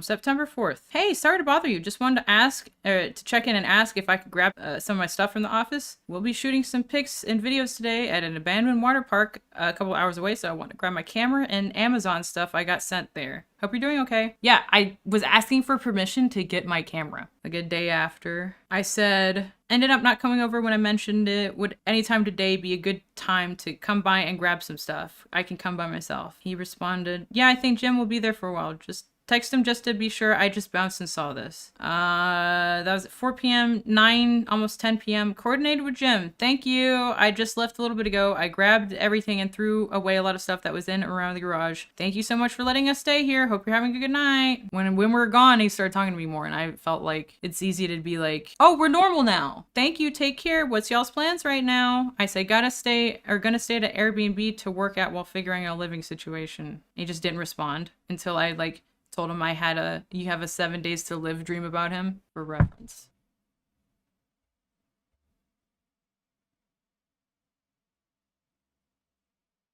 So the next time we talk after that, September 26th. And at this rate, I'm nearing the last week and a half of my stay in Hollywood. Matt is a big telescope guy. I don't know if he is actually, but I thought of him, so I sent him a thing. It's a thing I do when I'm trying to be a friend. And I'm a simp, I guess. I don't know. Sucks. He said, yes, I'm so excited. I'm gonna look at it. How have you been? Let's hang soon. I said, I've been better than we last talked. I'd love to see you and catch up. Let me know when you're free and I can drive over to your place and we can meet up and do something fun. How have you been? I've been better, trying to reevaluate a lot about my life and myself after the last 6 months, and it's been hard, but overall positive. Would love to hang. He just kept saying would love to hang, and so we just kept saying it back and forth. He didn't mean it, but the AX SuperMega video I wasn't in I was replaced by the girl he cheated on his girlfriend of 4 years with. So not only did he cheat on his girlfriend and broke up with her, and then she found out after because Jim was living with the new girl. Well, she's still friends with Jim. Like, they're both friends with Jim. He also takes a break with the new girlfriend he's with to basically solicit a sex worker girl that he was into to come live in LA and move from like across the US before he decided that he wanted to go back to the girlfriend that he was just with. So if I were him, I would probably be reevaluating my life as well. I understood so much when I learned that, because if not for that, I wouldn't know what the fuck he was doing the whole time. He was like, I'm busy. I don't want to talk. I'm doing stuff. After September, I kind of get out of LA for a while. I lost my wallet around this time. Didn't have a wallet for a long time. So I had to plan a drive back to Nashville because I tried to reorder my like a temp ID from Nashville and it never arrived before the Airbnb was up. So I just didn't have any choice but to drive back home, which is fine, but because at least I had time to plan it. But that was interesting. I had to drive from LA to Nashville. It's like 2,000 something miles with no ID. So that was fun. But I don't know. I feel like that's mostly important stuff. At the end of the day, me talking about this isn't for a gotcha. It's not for like a woe is me. I'm just talking about stuff that happened to me because it's important to me to get this off my chest. I've been holding on to this weight for over a year for no reason. What loyalty do these people have to me that I need to be like, I need to protect them? What did they do for me? They let me stay at their place and then made me feel weird about it after they were like, hey, your assaulter's gonna be here when I got there. Like, I don't know. Then they word stuff like, I have to feel like I owe them something. I don't owe them anything. They weren't charging me rent. They said I could stay there. You know, if he didn't like me there, he could have done a lot of different things. He could have just opened his mouth and talked to me. That's what adults do. Contrary to popular belief, adults communicate and are mature and don't just leave everything to text and their employees and act like that's normal and gaslight people about it and gaslight people about like being upset about your reaction to assault. Just what a letdown. And like, I've been carrying all this bitterness for like a year, and I wonder if I felt like poisoned and like I'm dying all the time. Like, I'm not expecting any sort of like response, negative, positive. I don't care, honestly. None of this matters to me except for the fact that I can say this. I haven't been able to. That's not fair to me. Why was that okay that I couldn't say anything? Why did so many people allow that? Why did I have so many friends that were cool with that when they found out what was going on? They're just like, okay, and pretend like nothing was going on. Still doing it. And you know what Matt did before Crater Clash this year? He texted me, how's Tennessee? As if he's not the reason I'm there. And when I didn't respond, he took me off his Instagram close friends. Didn't unfollow me. He just like didn't want me to see the stuff he really has to say. Which, like, I don't care. It's just it's like so obvious that like what these guys are doing. They do it at the same time. They do the same kind of stuff. They did it to Rav. They don't ever have intentions of being friends with us ever again. They don't care. They're trying to placate us so we don't say anything. Because you know what I found out after Creator Clash? The fact that I didn't talk to anybody. The only person I talked to was Jim, who came up and physically walked in front of me, said, hey, Lex, and gave me a hug, and I hugged him back. And I was like, hey, because at the end of the day, Jim's just doing his fucking job. Not excusing him at all. It's just, he's not the boss. He wasn't the first person I told. So, you know, if Matt had come up to hug me, I probably would have been like, what the fuck are you doing, man? And I usually don't have that in me. But finding out after you don't talk to someone being Matt, that like you hear people were whispering, Lex is gonna say something, when I had no intention of saying something at this time. Like the last month has been completely focused on me being better because I've had to spend that much time doing it. It's been not fun. Nobody wants to be broken down so badly that they have to spend half a year building themselves back up. Cool that I did it enough that I can even do this, but honestly, I haven't slept and I spent like at least 15 hours of today just like procrastinating starting this. How could I make this up? How can I make so much stuff up? At most, it's like, why did you mention that? Or why did you mention this? And honestly, everything's relevant to me because everything has affected me and I've not been able to talk about any of it. And you know what? The fact that I haven't been able to talk about it has been used against me for other people's benefit. I'm not benefiting from not talking about this because you know what that means? When I'm not online and I'm not able to post, I'm not able to do stuff that I tell people that's what they pay me for. You know what happens? People sub to me and people want to spend money and buy stuff from me and they don't get it delivered and they're like, Lex must be like a scammer, or Lex must be like bad at her job, or Lex must be like, why am I subbing to a OnlyFans? Why am I subbing to a Patreon and not getting the things that says it has? This is beyond Don, Matt, Ryan. This is my livelihood. Like, the way I make money currently has been like irrevocably changed. I make less than half of what I did last year. And I'm not necessarily being like, I'm fine with working back for it. I've been having a good time actually. It gives me goals after so long of not having any. They actually feel achievable. So that's the one thing I have going for me. It's just, I shouldn't be here. I shouldn't have to have suffered like this, not be able to afford a place to live because I got assaulted. What did I do to deserve that? I didn't do anything to deserve that. So why did all this happen because of that? It's just, when I was crying earlier about the call out I made when I was 17, partially it's because it just happened again without me telling anyone. Instead of me telling people and people being like, I don't believe you, blah, blah, blah, I told my friends, and instead of telling me they didn't believe me, they acted just like they didn't, and without saying it. And that's just as bad. I had no support from them. They said they believed me and then gave me no support. That's just not what that means. Like, they think that them letting me rest my head at their office was them extending their arm fully out to me. It's just, they appreciate me as much as I could keep my mouth shut. Meanwhile, you know, they get to talk shit about me all the time. Ryan unfollowed me recently. Kelly, Foolish Kia, she unfollowed me recently. The artist that they got to do Don's art style, June technically was the last time he did any work for them. And after that, Kelly got rehired and still had Don credited until November of 2022. How am I supposed to not believe that that was on purpose? Kelly has a distinct art style.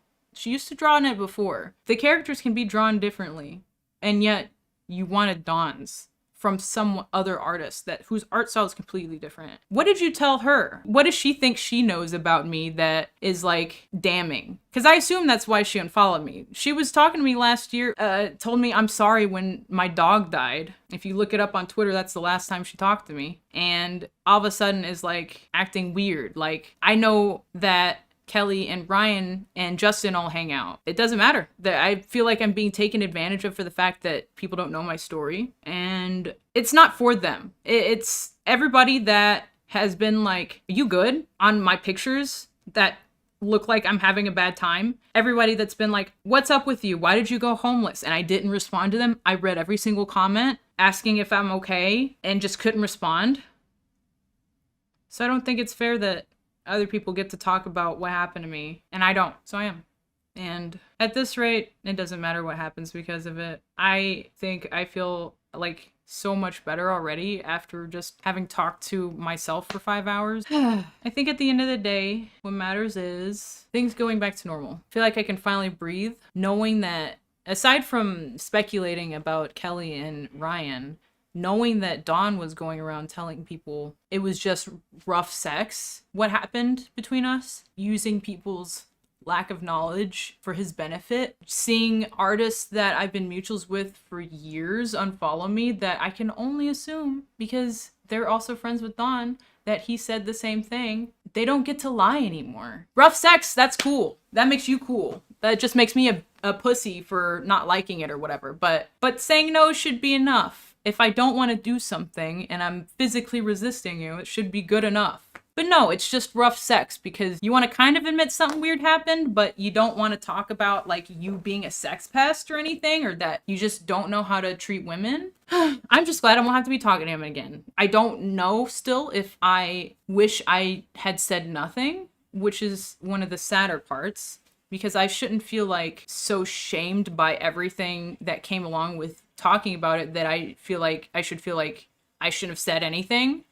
But I do. Like I said, the one thing that is making me feel better is the fact that I needed this. I need to tell people that care about me, because they don't care about me, obviously. It took me a year to find that out. They don't care about me. But there are people who do, who would really want to know that this happened to me and that would be really upset that it did, or just be like, I understand now. And that's really what I want more than anything, is to have like my past behavior looked at where it was seen as weird before, where I was in my head giving out fucking cries for help that I couldn't follow up on. Now you know. I don't know how long this is gonna be, but if you've watched this whole thing, good God, cool. It feels like we just came out of war together. Pretty sure I got everything.